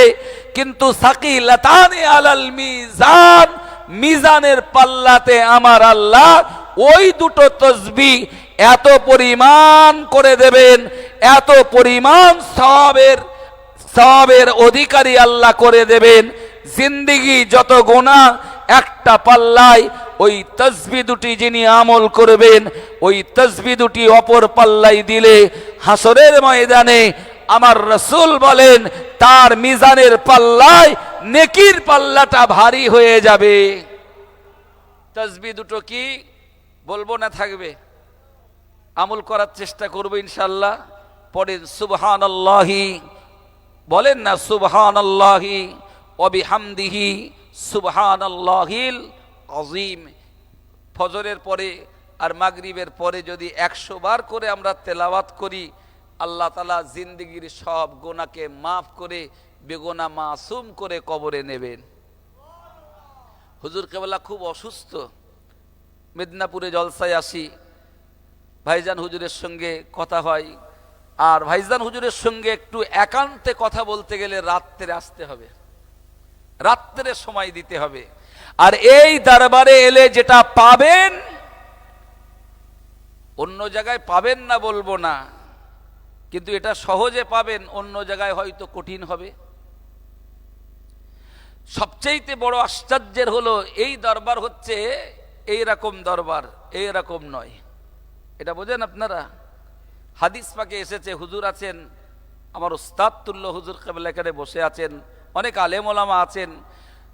হাদিস পাকে এসেছে ওয়ালিয়াদুল উলিয়া খায়রুম মিন ইয়াদিস সুফলা, নিচের হাত এটা শ্রেষ্ঠ নয়, উপর হাত শ্রেষ্ঠ। এর অর্থ হচ্ছে চাওয়াটাই ইসলাম সাপোর্ট করে না, দেওয়াটা ইসলাম সাপোর্ট করে। ভাইজান হুজুর কখনো হাত পেতে পেতে কারোর কাছে পয়সা নিয়েছে? আমরাও তো মাঝে মাঝে আসি, ওনার হাতে, হুজুর কেবলার হাতে হাদিয়া স্বরূপ কিছু দিতে গেছি।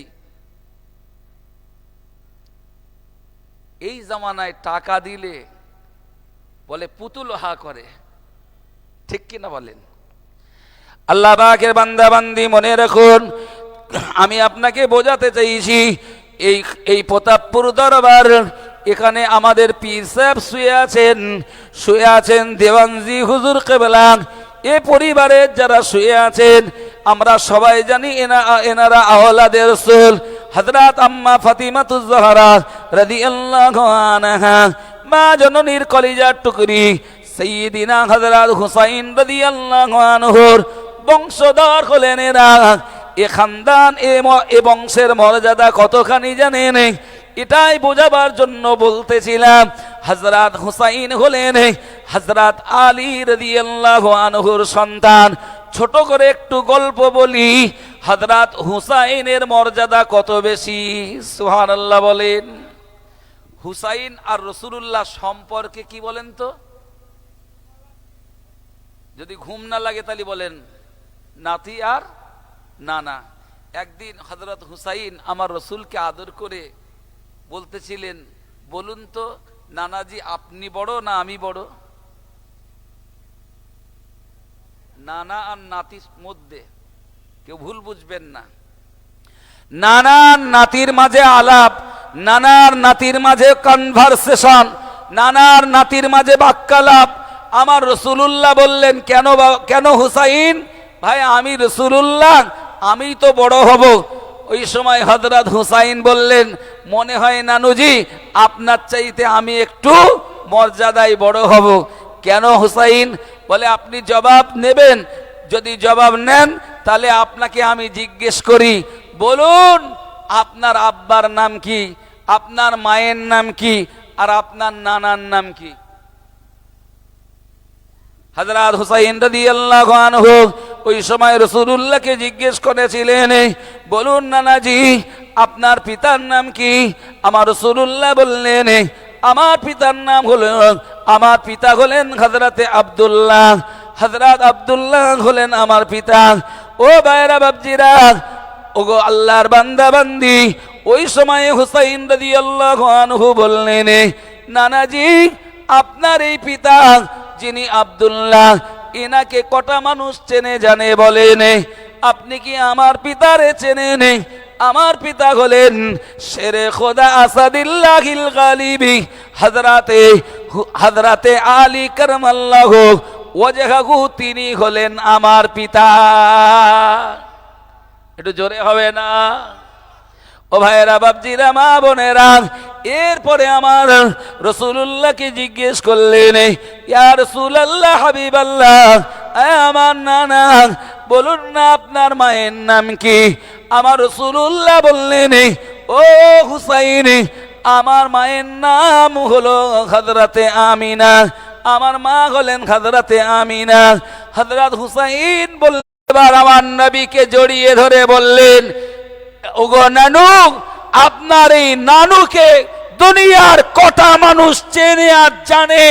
আপনি আমার নানুকে চেনেন? আমার নানু হলেন সাইয়্যিদুল মুরসালিন, শাফিউল মুজনাবিন, খাতামুন নবিয়্যিন, আশরাফুল আম্বিয়া, বিশ্ব নবী রাহমাতুল লিল আলামিন হলেন আমার নানা। একবার জোরে বলা যাবে না সুবহানাল্লাহ? আমার নানা হলেন রাহমাতুল লিল আলামিন। ইয়া আইয়ুহান নাস ইন্নী রাসূলুল্লাহি ইলাইকুম জামিআ, যাকে কুল কায়নাতের জন্য, সমস্ত মানুষের জন্য আল্লাহ পাক নবী করে পাঠিয়েছেন। জোরে হবে না? হযরত হুসাইনকে আমার রাসূলুল্লাহ বুকের ভিতরে নিয়ে কপালে চুম্বন দিয়ে বললেন, তুমি যে যুক্তি দিয়েছো তোমার যুক্তিতে আমি এখানে তোমার কাছে হেরে গেলাম। কথা বুঝতে পারেননি? আবার এটা ভাবেন না যে হুসাইন নবীর চাইতে আবার মর্যাদায় বেশি, না। কোরআন শরীফে আয়াত এসছে, ইয ক্বালা ইউসুফু লিআবিহি ইয়া আবাতি ইন্নী রাআইতু আহাদা আশারা কাওকাবা ওয়াশ-শামসা ওয়াল কমারা রাআইতুহুম লি সাজিদিন। হযরত ইউসুফ আলাইহিস সালাতু ওয়াস সালাম ছোট্টবেলায় স্বপ্ন দেখলেন যে আকাশের 11টা নক্ষত্র, চাঁদ আর সূর্য, এরা সবাই হযরত ইউসুফকে সিজদা দিতেছে। সুবহানাল্লাহ বলেন। হযরত ইয়াকুব আলাইহিস সালাতু ওয়াস সালাম বলেছিলেন, ক্বালা ইয়া বুনাইয়া লা তাখসুস রুইয়াকা আলা ইখওয়াতিকা ফায়াকিদু লাকা কায়দা। হযরত ইয়াকুব আলাইহিস সালাম বললেন, ও বাবা ইউসুফ, তোমার এই স্বপ্নের ঘটনা, তোমার স্বপ্নের গল্প, স্বপ্নের বৃত্তান্ত তুমি কাউকে বলো না। আলা ইখওয়াতিক, খাস করে তোমার ভাইদেরকে তুমি বলবে না। ফায়াকিদু লাকা কায়দা, কারণ তারা তোমার উপরে অপকৌশল করবে, ষড়যন্ত্র বা চক্রান্ত করবে। ইন্নাশ শাইতানা লিল ইনসানি আদুবুম মুবিন, নিশ্চয়ই শয়তান মানুষের প্রকাশ্য দুশমন। ভাইরা আমার, আমি কেন এই আয়াত এখানে টেনে বলছি, বিষয়টা বোঝাবার জন্যে। হযরত ইউসুফ আলাইহিস সালাম স্বপ্ন দেখলেন ছোটবেলাতে, তার 11টা নক্ষত্র আর চাঁদ সূর্য তাকে সিজদা দিতেছে। এই স্বপ্ন যখন ইউসুফ আলাইহিস সালাম মিশরে মন্ত্রী হলেন, মিশরে যখন তিনি বাদশা হয়েছিলেন, এই স্বপ্ন বাস্তবায়ন হয়েছিল। তার 11 ভাই, তার আব্বা আর তার মা, এই মোট 13 জন তাকে সিজদা দিয়েছিলেন। জোরে বলেন সুবহানাল্লাহ। হযরত ইউসুফ আলাইহিস সালাম তাকে সিজদা করেছেন তার 11টা ভাই আর তার মাতা, তার পিতা। হযরত ইউসুফ আলাইহিস সালামের পিতার নাম হযরত ইয়াকুব আলাইহিস সালাম, তিনি নবী ছিলেন। তার পিতা ছিলেন হযরত ইসহাক আলাইহিস সালাম, তিনি নবী ছিলেন। তার পিতা ছিলেন হযরতে মিল্লাত আবিকুম ইব্রাহিম, জাতির পিতা ইব্রাহিম খলিলুল্লাহ আলাইহিস সালাম, তিনিও নবী ছিলেন। সুবহানাল্লাহ বলেন। আবার ইউসুফ আলাইহিস সালামের বেটা ছিল হযরতে ইসরাইল এবং তার সন্তান ছিল হযরতে নূন। এই নূন তার সন্তান হযরতে ইউসা আলাইহিস সালাম, তিনি আবার নবী হয়েছিলেন। ওই বংশে আল্লাহ প্রচুর নবী পাঠিয়েছেন। আর তাদের সবার বেশিরভাগ মাজার হলো ফিলিস্তিন, যেটা বাইতুল মুকাদ্দাস, যার উপরে ইসরায়েলরা এখন স্টিম রুলার চালাচ্ছে, অত্যাচার করছে। ওই ফিলিস্তিন যেখানে হাজার হাজার নবীদের কবর, নবী ইব্রাহিম আলাইহিস সালাম সেখানে আছেন, ইসহাক আছেন, ইয়াকুব আছেন, ইউসুফ আছেন, ইউসা আছেন, হযরত মুসা আছেন, হাজার হাজার নবী সেখানে তারা চিরদিনের মতো শায়িত আছেন। যে কবরের মাটির ভিতরে নবীদের কবর হয়, কিয়ামত পর্যন্ত নবীদের জিসিম কবরের মাটি খেতে পারে না। ইন্নাল্লাহা হাররামা আলাল আরদি আন তাকুলা আজসাদাল আম্বিয়া, আল্লাহ পাক জমিনকে হারাম করে দিয়েছেন, হে জমিন কবরের মাটি খবরদার নবীদের শরীর খেতে পারবে না। জোরে বলা যাবে না সুবহানাল্লাহ। তাহলে নবীরা কবরে সশরীরে জিন্দা থাকে না থাকে না, এ বিশ্বাস রাখতে হবে। আলোচনা বেড়ে যাবে কথায় কথা। এখন হযরত ইউসুফ আলাইহিস সালামকে যেদিন তার ভাইয়েরা মিশরে গিয়েছিলেন খাদ্যের সন্ধানে, ইউসুফ আলাইহিস সালাম কিন্তু সবই জানতেন, চিনতেন, চিনেও নিলেন, কিন্তু ভাইদেরকে সেই দিনের প্রতিশোধ নেয়নি যেদিন ভাইরা মিলে ইউসুফের হাতে পায়ে দড়ি দিয়ে কুয়ার ভিতরে ফেলে দিয়েছিল। হযরত ইউসুফ ছিলেন অত্যন্ত দয়ালু এবং ক্ষমাশীল। হযরত ইউসুফ যেমন দয়ালু ক্ষমাশীল ছিলেন, আমার রাসূলুল্লাহ আর হযরত ইউসুফের সঙ্গে অনেক মিল পাওয়া যায় হাদিসে। আমার রাসূলুল্লাহ অত্যন্ত দয়াশীল এবং ক্ষমাশীল ছিলেন। জোরে বলেন। হুজুরকে দেখেন না, চলার পথে কাঁটা বিছিয়ে দিয়েছে। যে শয়তান হুজুরের চলার পথে কাঁটা বিছালো, সে যখন অসুস্থ হলো, উম্মে জামিলা তাকে আমার রাসূলুল্লাহ দেখতে গেলেন। সুবহানাল্লাহ বলবেন না? যে রসুলকে মারবার জন্য খাদ্যে বিষ মিশালো, হুজুর তাকেও ক্ষমা করে দিলেন। যে হিন্দা রাসূলুল্লাহ চাচা হযরতে আমিরে হামজার কলিজা চিবিয়েছিল ওহদের ময়দানে, এক সময় সেই হিন্দা এসে রাসূলুল্লাহর দরবারে ক্ষমা চাইলে আল্লাহর হাবিব তারও মাফ করে দিয়েছিলেন। ওয়াসি যে আমিরে হামজাকে শহীদ করেছিল, সেই ওয়াসিকেও আমার রাসূলুল্লাহ ক্ষমা করেছিলেন। রহমাতুল লিল আলামিন যেমন ক্ষমা করেছেন, আমার রাসূলুল্লাহর আগে নবী ইউসুফ তার ভাইয়েরা তাকে মার্ডার করবে বলে, শেষ করবে বলে হাতে পায়ে দড়ি দিয়ে কুয়ার ভিতরে ফেলে দিয়েছে। জনমের মতো এই কুয়ার ভিতরে ইউসুফ শেষ হয়ে যাক, আর যেন ঘরে না ফেরে, বাপ যেন তার আর কোনদিন না পেয়ে যায়। সেই ইউসুফ আলাইহিস সালাম ওখান থেকে উঠলেন, আল্লাহ তাকে ওঠালেন। বণিক দলেরা কুয়ার ভিতরে যখন পানি তুলতে গেল, আমার আল্লাহ ওই পানির পরিবর্তে ফারিস্তা জিবরিলকে বললেন, ওদের দুলচিতে ইউসুফকে তুলে দাও। ওরা টেনে তুলে হযরত ইউসুফকে দেখে আশ্চর্য হয়ে বলল, ইয়া বুশরা হাযা গোলাম, কত সুন্দর একটা পুত্র সন্তান পেয়েছি। আমার রাসূলুল্লাহ ইউসুফ আলাইহিস সালামের বর্ণনা দিতে যেয়ে বলেছেন, মিরাজের রাতে ইউসুফের সাথে আমার সরাসরি দেখা হয়। সুবহানাল্লাহ বলেন। আমি রাসূলুল্লাহ চামড়ার চোখে মেরাজের রাতে হযরত ইউসুফকে একদম কাছ থেকে দেখি। আর হযরত ইউসুফের চেহারার বর্ণনা দিতে যে আমার নবী বলেছেন, সারা পৃথিবীতে যত সৌন্দর্য আছে অর্ধেকটা সৌন্দর্য আল্লাহ ইউসুফকে দিয়েছেন। আর একটু মহব্বত করে বলেন। আমি বলছিলাম, হুসাইন বলছে রাসূলুল্লাহকে, আপনি বড় না আমি বড়? হুজুর বললেন, হুসাইন তোমার যুক্তির কাছে আজ আমি রাসূলুল্লাহ পরাস্ত হয়ে গেলাম। এই বিষয়টা অন্যভাবে বুঝলে হবে না, বুঝতে হবে সেইভাবে যেমনভাবে দৃষ্টান্ত বলেছি। ইউসুফ আলাইহিস সালামের ভাইয়েরা ইউসুফকে সিজদা দিয়েছে, ইউসুফ আলাইহিস সালামের পিতা মাতা ইউসুফকে সিজদা দিয়েছে।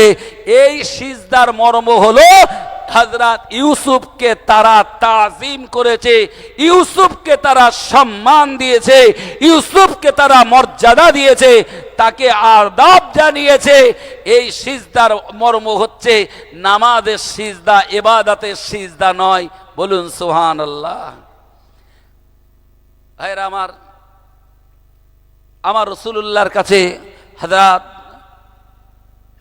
একজন সাহাবী আল্লাহর নবীর কাছে এলেন, ইয়ামান প্রদেশ থেকে এসে বললেন, ইয়া রাসূলুল্লাহ, ইয়ামানবাসীদেরকে দেখেছি তারা তাদের রাজা, তাদের বাদশাহ, তাদের আমিরদেরকে সিজদা করে, তো হুজুর আমি এসে আপনাকে সিজদা করব। মানে উনি ডাইরেক্ট রাসূলুল্লাহকে সিজদাও করেছিলেন, হাদিসে এসেছে। যখন রাসূলুল্লাহকে সিজদা দিলেন, তাজিম করলেন, ইস্তেকবাল করলেন, সম্মানের সিজদা দিলেন। আল্লাহর হাবিব বললেন, তুমি এটা করলে কেন?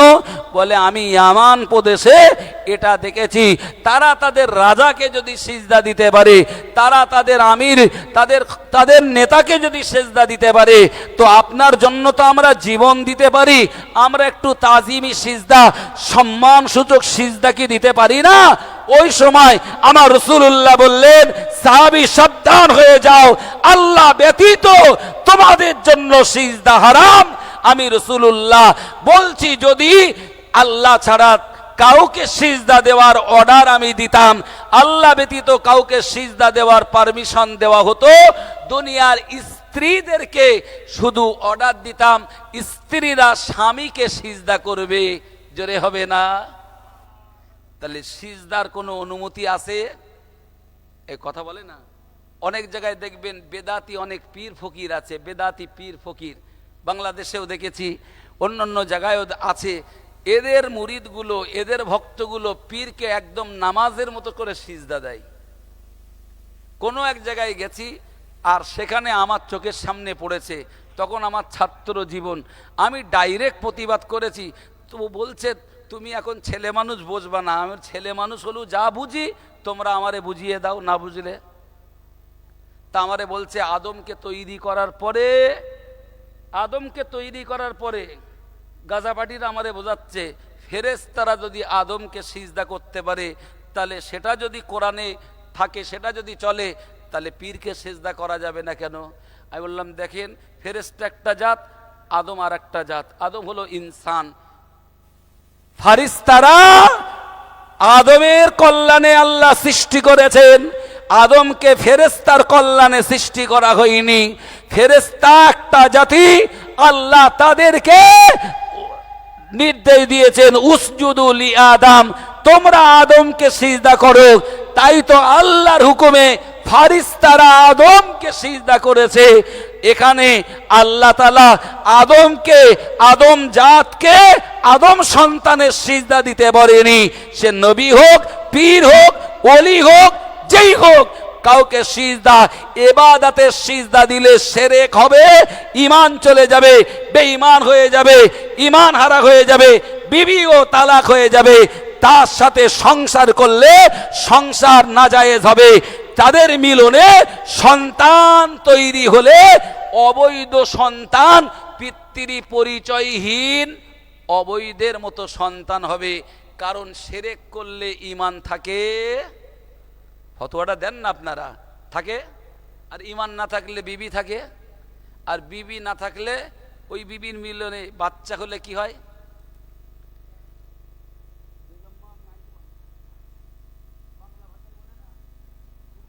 পিতৃ পরিচয়হীন অবৈধ এইরকম সন্তান তৈরি হবে। আমরা হয়তো শরিয়াত বুঝিনে বলে ওইভাবে চালাচ্ছি না। সিজদা আল্লাহ ব্যতীত কাউকে দেওয়া যাবে না। তাজিমে যদি কেউ কাউকে সিজদাও করে, ওটা হারাম হবে, কুফর হবে। তার জন্য তওবা করতে হবে, ঈমানটা যাবে না, কিন্তু কবিরা গুনাহ হবে। ভাইরা আমার, যে কথা বলতেছিলাম, চলুন। হযরতে আলীর জন্ম হয়েছে কোথায় মনে আছে আপনাদের? বলেন বলেন, কোথায় হয়েছে? একদল মৌলবী স্টেজে ওয়াজ করে, দেখবেন হযরত আলী নাকি মদ খেয়ে নামাজ পড়াচ্ছিল। শুনেছেন? হযরত আলী কোন এক সময় মদ খেয়ে নামাজ পড়াচ্ছিল, আর সেই সময় সূরা কাফিরুন পড়তেছিলেন। আর কুল ইয়া আইয়ুহাল কাফিরুন লা আ'বুদু মা তা'বুদুন ওয়ালা আনতুম আ'বিদুনা মা আ'বুদ ওয়ালা আনা আ'বিদুম মা আ'বাদতুম ওয়ালা আনতুম আ'বিদুনা মা আ'বুদ। এই যে একই কথা ঘুরফের আসে না বারবার? একবার বলছে, হে কাফের সমাজ, তোমরা যাদের ইবাদত করো আমি তার ইবাদত করি না, আর আমি যার ইবাদত করি তোমরা তার ইবাদত করো না। সুতরাং আমি যার গোলামি করি তোমরা তো তার গোলাম না, তোমরা যার ইবাদত করো আমি মুহাম্মদ তো তার ইবাদত করি না।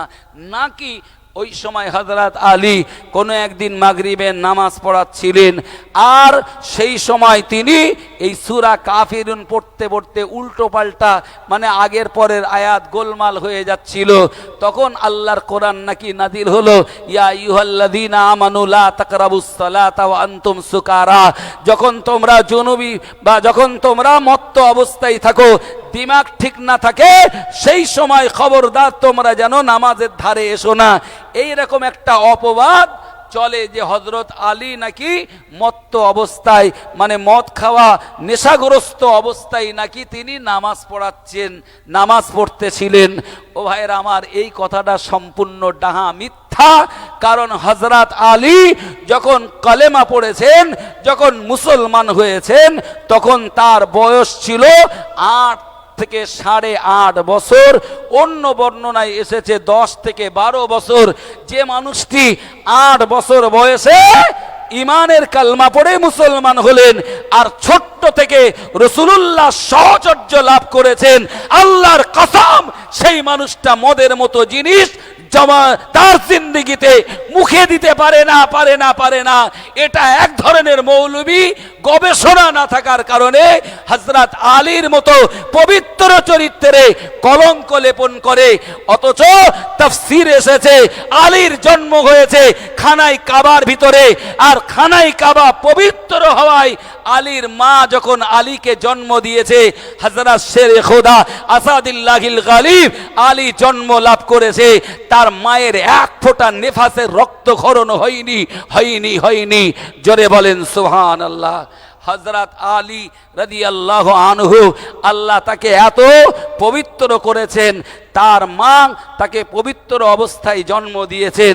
হযরত আলী সম্পর্কে আমার রাসূলুল্লাহর এত বেশি হাদিস আছে, এগুলো শিয়ারা আবার বেশি আলোচনা করে, বেশি চর্চা করে, তারা হযরত আলীর প্রশংসা বেশি করে। কিন্তু আমরা হযরত আলীকে রাসূলুল্লাহর পরিবার মানি, হুজুরের আপন চাচাতো ভাই মানি, একই খানদান, শ্রেষ্ঠ কোরাইশের হাশিমি খানদান মানি। কিন্তু হযরত আলী সাহাবী এই পর্যন্ত, হযরত আলী আসাদুল্লাহিল গালিব এই পর্যন্ত, হযরত আলী খোলাফায়ে রাশেদিন এই পর্যন্ত, তার ঊর্ধ্বে নয় আমার রাসূলুল্লাহর সমপর্যায় দুনিয়ার কোনো কেউ হবে না। না নবীরা হবেন, না খলিফারা হবেন, না সাহাবে কেরাম হবেন, আমার রাসূলুল্লাহর আসন কাউকে দেওয়া হবে না। সুতরাং আকায়েদ ঠিক করুন। হযরত আলী কারমাল্লাহু ওয়াজহাহু এমন এমন মর্যাদার অধিকারী, যখন খাইবারের যুদ্ধ হচ্ছিল, মুসলমানদের পক্ষে যখন যুদ্ধের বিজয় সুনিশ্চিত হচ্ছিল না, ৬০০০ সাহাবে কেরাম প্রতিদিন লড়াই করছেন আর তারা মার খেয়ে ফিরে আসতেছেন। একদিন ইশার নামাজের পর আমার রাসূলুল্লাহ নামাজ আদায় করে সাহাবাদের দিকে তাকিয়ে বললেন, আগামীকাল সকালে ফজরের পরে ইসলামের ঝান্ডা আর আমার জুলফিকার তলোয়ার তার হাতে তুলে দেব, যাকে আল্লাহ পাক আর তার রসুল, আল্লাহ আর তার রসুল সব চাইতে বেশি ভালোবাসেন। একটু মহব্বত করে বলেন সুবহানাল্লাহ। হযরত ওমর খাইবারের তাঁবুতে সারা রাত কাটালেন, সারা রাত ঘুমাতে পারেননি, সারা রাত উসপিস করেছেন। তাকে জিজ্ঞেস করা হয়েছে, ও ভাই ওমর, সারাদিন লড়াই করেছেন যুদ্ধের ময়দানে, রাতে তো আরাম করবেন, একটু বিশ্রাম তো করবেন। হযরত ফারুকে আজম ওমর ইবনুল খাত্তাব রাদিয়াল্লাহু আনহু বললেন, না না না, আল্লাহর হাবিব কি বলেছে শোনোনি? তিনি বলেছেন ফজরের পরে ইসলামের ঝান্ডা আর তার তলোয়ার জুলফিকার তার হাতে তুলে দেবেন, যাকে আল্লাহর রসুল বেশি ভালোবাসেন। আমার টেনশন ওই আল্লাহর রসুলের সবচাইতে প্রিয় আমি ওমর কি হতে পারবো? এই জন্য সারা রাত টেনশনে ঘুমাতে পারি না। একটু মহব্বত করে বলেন। এ বুঝতে পারতেছেন তো ওয়াজ নাকি? এই ওয়াজগুলো সন্ধ্যে ৮টায় করা দরকার। এই রাত ২টোর পরে এই ওয়াজ মাথায় ঢুকবে কিনা জানি না, তবুও শুনে রাখুন, কাজে দেবে। সকাল হয়ে গেল, ফজরের আযান হয়ে গেল। ওই সময় আযানের পরে সাহাবারা তাবু থেকে ছুটে ছুটে সবাই চলে এলেন, আমার রাসূলুল্লাহ ইমামতের জায়গায় চলে গেলেন। সাহাবে কেরাম রিদওয়ানুল্লাহ আলাইহিম আজমাইন তারা সব মুক্তাদি হয়ে দাঁড়িয়ে গেলেন। আমার ভাইয়েরা বাবজিরা কান খুলে শুনে রাখুন, আমার রাসূলুল্লাহ ফজরের নামাজের ইমামতি করলেন। নামাজ শেষ হয়ে গেল, সাহাবারা কাতারে কাতারে কাতারে কাতারে, সাহাবারা কাতারে কাতারে, ৬,০০০-এর মতো সাহাবা লাইনে লাইনে লাইনে কাতারে বসে গেল। আমার রাসূলুল্লাহ এক নজর এ মাথা থেকে ও মাথা সব সাহাবাদেরকে দেখলেন আর বললেন, ও আমার সাহাবারা, তোমাদের সবাইকে দেখি, আমার আবু বকরকে দেখি, আমার ওমরকে দেখি, আমার উসমানকে দেখি, সবাইকে আমি দেখতেছি, বলো বলো আমার আলী কোথায়? আমার আলীকে দেখি না কেন?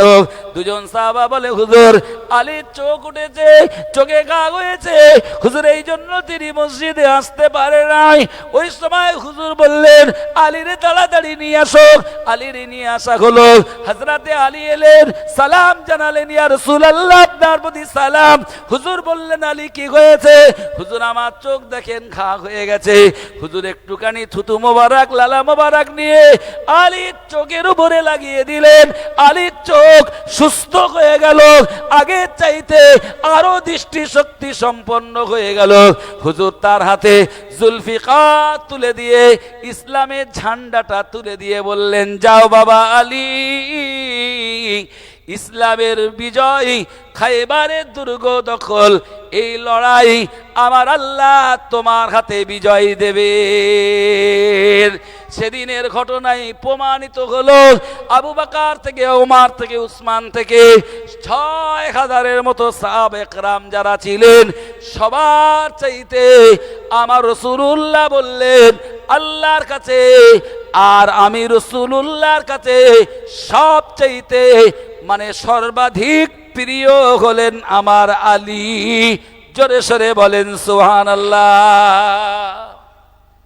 সেই আলী রাদিয়াল্লাহু আনহু, তাকে আল্লাহ পাক কি দরজা দিলেন? তারই বিবি হলেন খাতুনে জান্নাত, সাইয়্যিদাতুন নিসা মিন আহলিল জান্নাহ, হযরতে ফাতেমাতুজ জাহরা। তার জীবন শুনলে অবাক হবেন হাদিস মোতাবেক। এরপরে আল্লাহ তাদেরকে 6টা সন্তান দিলেন। ফাতেমার ও গর্ভে 6টা সন্তান হয়েছিল। শেষ করছি 1 মিনিটের ভিতরে, কারণ আলেম ওলামা আছে, তাদের হক আছে। এ ঘটনা শেষ করলে শেষ হবে না, এইভাবে আমি শেষ সমাপ্তি করে যাই। হযরত ফাতেমাতুজ জাহরা 6টা সন্তানের মা হলেন। কটা ভাই তাড়াতাড়ি বলেন? কটা? 3টে ছেলে 3টে মেয়ে। আমরা তো জানি হাসান আর হুসাইন, এই পর্যন্ত আমাদের জানা আছে, কিন্তু ওই পর্যন্ত আর জানলে হবে? তার বিষয় আরো কিছু আছে। যাই হোক, তো হাসান হুসাইন, আর একটা সন্তান ছিল মুহসিন, যদিও শিশুবেলাতে ইন্তেকাল হয়ে যায়, ওই জন্য ইতিহাসে তার নাম ততটা আসেনি। তো হাসান আর হুসাইন এই দুটি সন্তানকে, এই দুটি নক্ষত্রকে আল্লাহ যেমন মহব্বত করেন, রাসূলুল্লাহ যেমন মহব্বত করেন, হযরত ফাতেমার কলিজার টুকরা হিসাবে আমার রাসূলুল্লাহর 3টে পুত্র সন্তান ওফাত হয়ে যাবার পরে আল্লাহর হাবিব সবচাইতে বেশি হাসান আর হুসাইনকে মহব্বত করতেন। জোরে হবে না? আমরা যে দরবারে এসেছি, এই দরবারের সম্পর্ক কোথায়? এর গোড়া কোথায় বলেন না? ওইটা বোঝাবার জন্য আমি ঘাম জড়িয়ে ফেলেছি।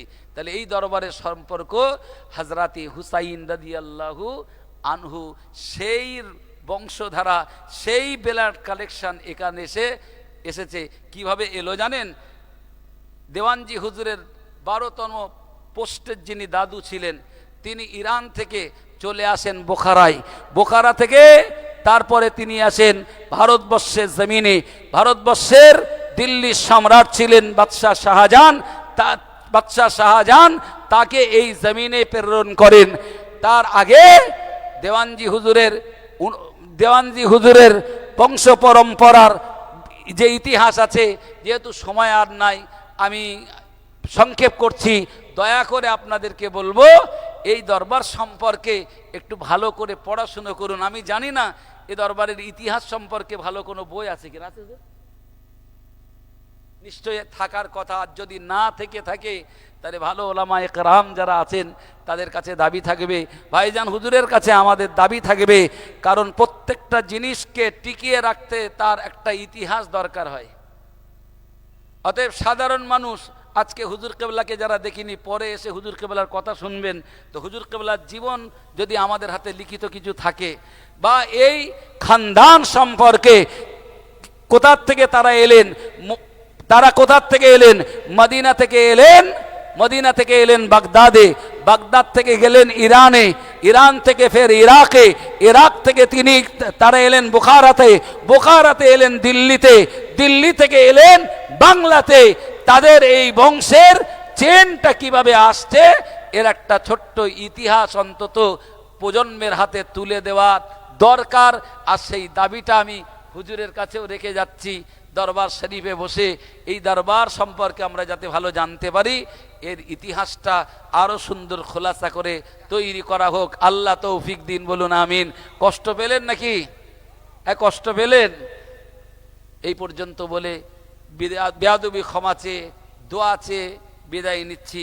দুইটি প্রতিষ্ঠান আমার আছে। একটি ছেলেদের প্রতিষ্ঠান জামিয়া সিদ্দিকিয়া, যেখানে হাফেজ কারি এইসব পড়ানো হয়।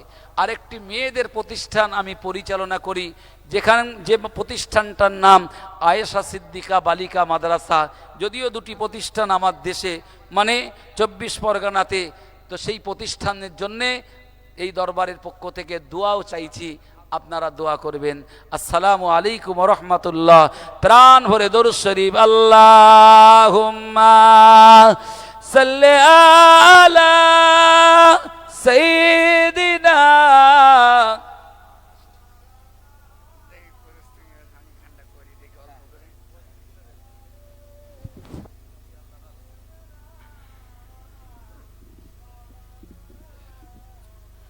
আসসালামু আলাইকুম ওয়া রাহমাতুল্লাহি ওয়া বারাকাতুহু। বাবু, আমাদের মুফতি সাহেব তো আল্লাহর রহমতে ওয়াজ করেছেন। সন্ধ্যে থেকে এত আলেম ওলামা, এত পিসা হুজুর কেবলা, এত ওলামায়ে কেরাম ওয়াজ করেছেন। আমার মনে হয় যতগুলো আলেম ওলামা এসেছে আর এখনো যারা আছেই খালি বলতেছে আমার একটু দাও ভাই, আমার একটু দাও ভাই। বলে আমার সকালবেলা ইমামতি করতে হবে, আমার সকালবেলা ইমামতি করতে হবে। এক বড় জ্বালা। যদি ও নামাজ ইমামতি যদি পৌঁছতে না পেরেছে, ও 5,000 টাকার মাইনে সকালবেলা বলবে তোমার চাকরি বটতলায়। আল্লাহ করে দেখুন অনেক আলেম বসে আস। তা আমি আপনাদের অনুরোধ করছি, আল্লাহ করে যারা এসেছেন খুব ভালো জিনিস। এই যা ওয়াজ হচ্ছে তো আল্লাহ করে সওয়াব হচ্ছে, ভালো করে বুঝবেন, সওয়াব হচ্ছে। কিন্তু ওয়াজ একটা মানুষ কেউ বুঝতে পারে না। এর মধ্যে কিছু মানুষ আছে আল্লাহ যারা রাত যা পেয়েছেন, আমার মনে হয় সারা রাত যা পেয়েছেন আমি মনে করব আল্লাহকে সাক্ষী রেখে, আবার মনে হয় ইনশাল্লাহ তার থেকে লক্ষ গুণী হয়তো আল্লাহ চাইলে আমাদের বেশি করিয়ে দেবেন। একটু আস্তে করে বলেন। আচ্ছা, ওয়াজ আমি 15 মিনিট যখন করব তাহলে একটু শোনাবার মতন শুনে মানুষ কানে রাখতে পারে সেই রকম দুটো কথা আমার বলতে হবে। তবে সামনে রাখবো এসআইআর আর কোরআনের হাদিস আর এই কবর, এই 3টে জিনিস নিয়ে আমি 15 মিনিটের মধ্যে ইনশাল্লাহ একদম 6 ঘন্টার ওয়াজ করে দেবো। নারাই তাকবীর। একটু দয়া করে অনুরোধ করব। কটা পর্যন্ত? 2:10 থেকে 2:10 থেকে 2:50। জান ভরে নবী,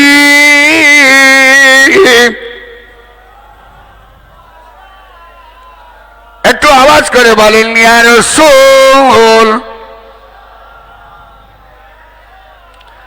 ইয়া হাবিব,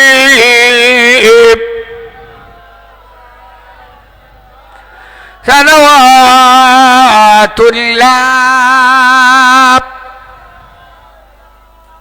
আপে সুলতানে মদিনা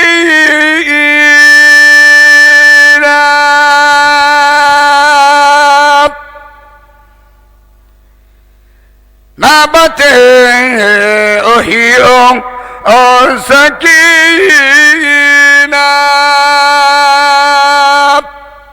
নূর সে বাবো হর सीना मश्क से बेहतर पसीना या नबी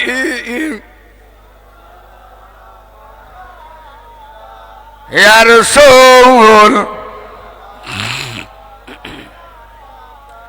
जान भरे या हबीब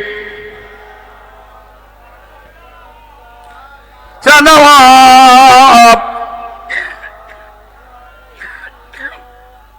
या नबी महबूब हो प्यारा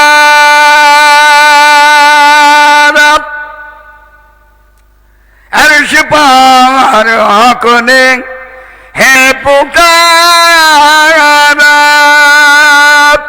सजबे को बर है हमारा नबी या रसूल या हबीब सलवात রহমাতুল্লাহ। বসে যান, বসে যান। দরুদ শরীফ আল্লাহুম্মা, একটু পড়েন দরুদ শরীফ পড়েন বাবু, একটুখানি মহব্বতে পড়েন। আল্লাহুম্মা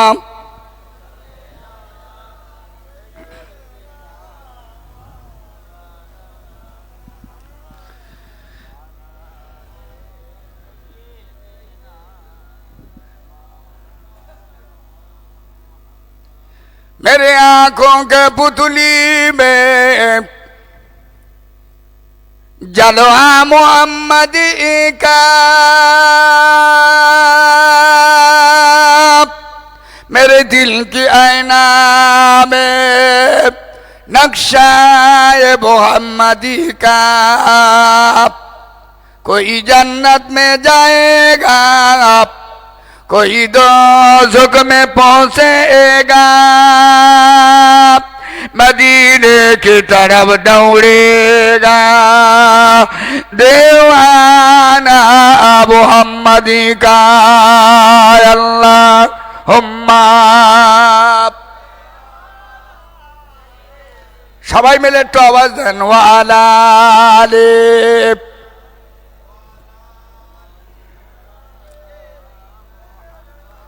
আলহামদুলিল্লাহ, বিসমিল্লাহির রহমানির রহিম। ওয়াবাশশিরিল্লাযিনা আমানু ওয়া আমিলুস সালিহাত আন্না লাহুম জান্নাত তাজরি মিন তাহতিহাল আনহার কুল্লামা রুজিকু মিনহা মিন সামারাত রিজকান ক্বালু হাযাল্লাযী রুজিকনা মিন ক্বাবলু ওয়া উতু বিহি মুতাশাবিহা ওয়া লাহুম ফিহা আজওয়াজুম মুতাহহারাতান ওয়া হুম ফিহা খালিদুন।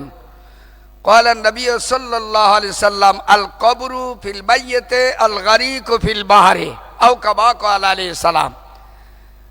আমার মাননীয় সভাপতি পীরজাদা ভাই, পীর সাহেব হুজুর কেবলাগণ, মরহুম আমার আব্বাজান পীর সাহেব হুজুর কেবলা, দিগার ওলামায়ে কেরাম, শেষ রাতে সম্মুখে আমরা যারা বসে আছি, খোদার কসম এরা আল্লাহর অলির ভালোবাসায় মহব্বতে যদি এখানে এসে থাকে আর এই পর্যন্ত জেগে যদি বসে থাকে, খোদার কসম আন আমতা আলাইহিম, যাদেরকে তুমি নিয়ামত দিয়েছ সেই নিয়ামতের পুরস্কারে আল্লাহ তুমি আমাদের করো। আর সেই নিয়ামতের হকদার যদি ওনারা হয়ে থাকেন, তার দরবারে এসেছি, ইনশাল্লাহ আমাদের জীবনের গোলা আল্লাহ মাফ করে দেবে। আর একটু আসতে বলো, বাপ বেটা সবাই মিলে বলো। CPM, RSP, Congress, Trinamool, forward, Hezbollah, Deobandi, গাজানগাজি, গাহামারি, দেওবন্দি, হেজবুল্লাহ সবাই এখানে আসতে পারে, আসার অধিকার। এখানে যারা এসেছি সবাই এক বাক্যে শেষ রজনীতে খোদার কসম এ সময় আল্লাহর দরবারে এই তাকবীরের ধ্বনি আল্লাহর দরবারে দোয়া কবুল হয়ে যায়। আর একটু জোরে হবে না? ছোট্ট করে আমি বিস্তারিত বলবো না, ছোট্ট করে কয়েক মিনিট বাকি রয়েছে। একটা কথা বলি শোনো, আমরা এখানে যারা বসে আছি, আমরা দুনিয়ার মানুষ, আমরা দুনিয়ায় বাঁচবো। আমাদের হায়াত দিয়েছে বড্ড জোর কতদিন, খুব শর্টে বুঝবেন। করো না, তোমার উম্মত এই ৬০-৭০ বছরের ভিতরে একটা রাত যদি আল্লাহ আর আমি আল্লাহ আমার কাছে কাঁদে আর দোয়া করে, জান ভরে দোয়া চায়, চোখের পানি ঝরিয়ে দেয়, ৮৩ বছর ৮৩ বছর ৬ মাসের সওয়াব আমি আল্লাহ কবুল করে নেব। জোরে বলো না। ক বছর বলেছি? ক বছর? একটা রাতের বিনিময়ে ৮৩ বছর ৬ মাস। তাহলে বান্দা পেয়েছে কমা ক বছর? ৭০ বছর ধরো পেয়েছে। ৭০ বছর ভিতরে যদি কমপক্ষে অন্তত ৫০টা রাত পায়, তাহলে এই ৫০ দিয়ে ৮৩ গুণ করলে কত হবে? এবার আপনারা হিসাব করে আমাকে পরে হুজুরকে শুনিয়ে দেবেন, আমার লুৎফর রহমান হুজুরকে শোনাবেন কত হয়। আমার জওয়ানেরা, যুবকেরা, ৬০-৭০ বছর বাঁচব, এনার্জি শুরু হয়ে গেছে। হিন্দু মুসলমান জৈন খ্রিস্টান তিরুর বাদ নাই, কিন্তু বেশিরভাগ দেখা যাচ্ছে মুসলমানের। তবে একটা কথা বলি, মুসলমানের এত মাত, মুসলমানের এত সমস্যা, মুসলমানের প্রতি এত আঘাত, এত মুসিবত, যাদের বাচ্চা দিয়ে আল্লাহ শাসন করছে এরা মসজিদে আসে না।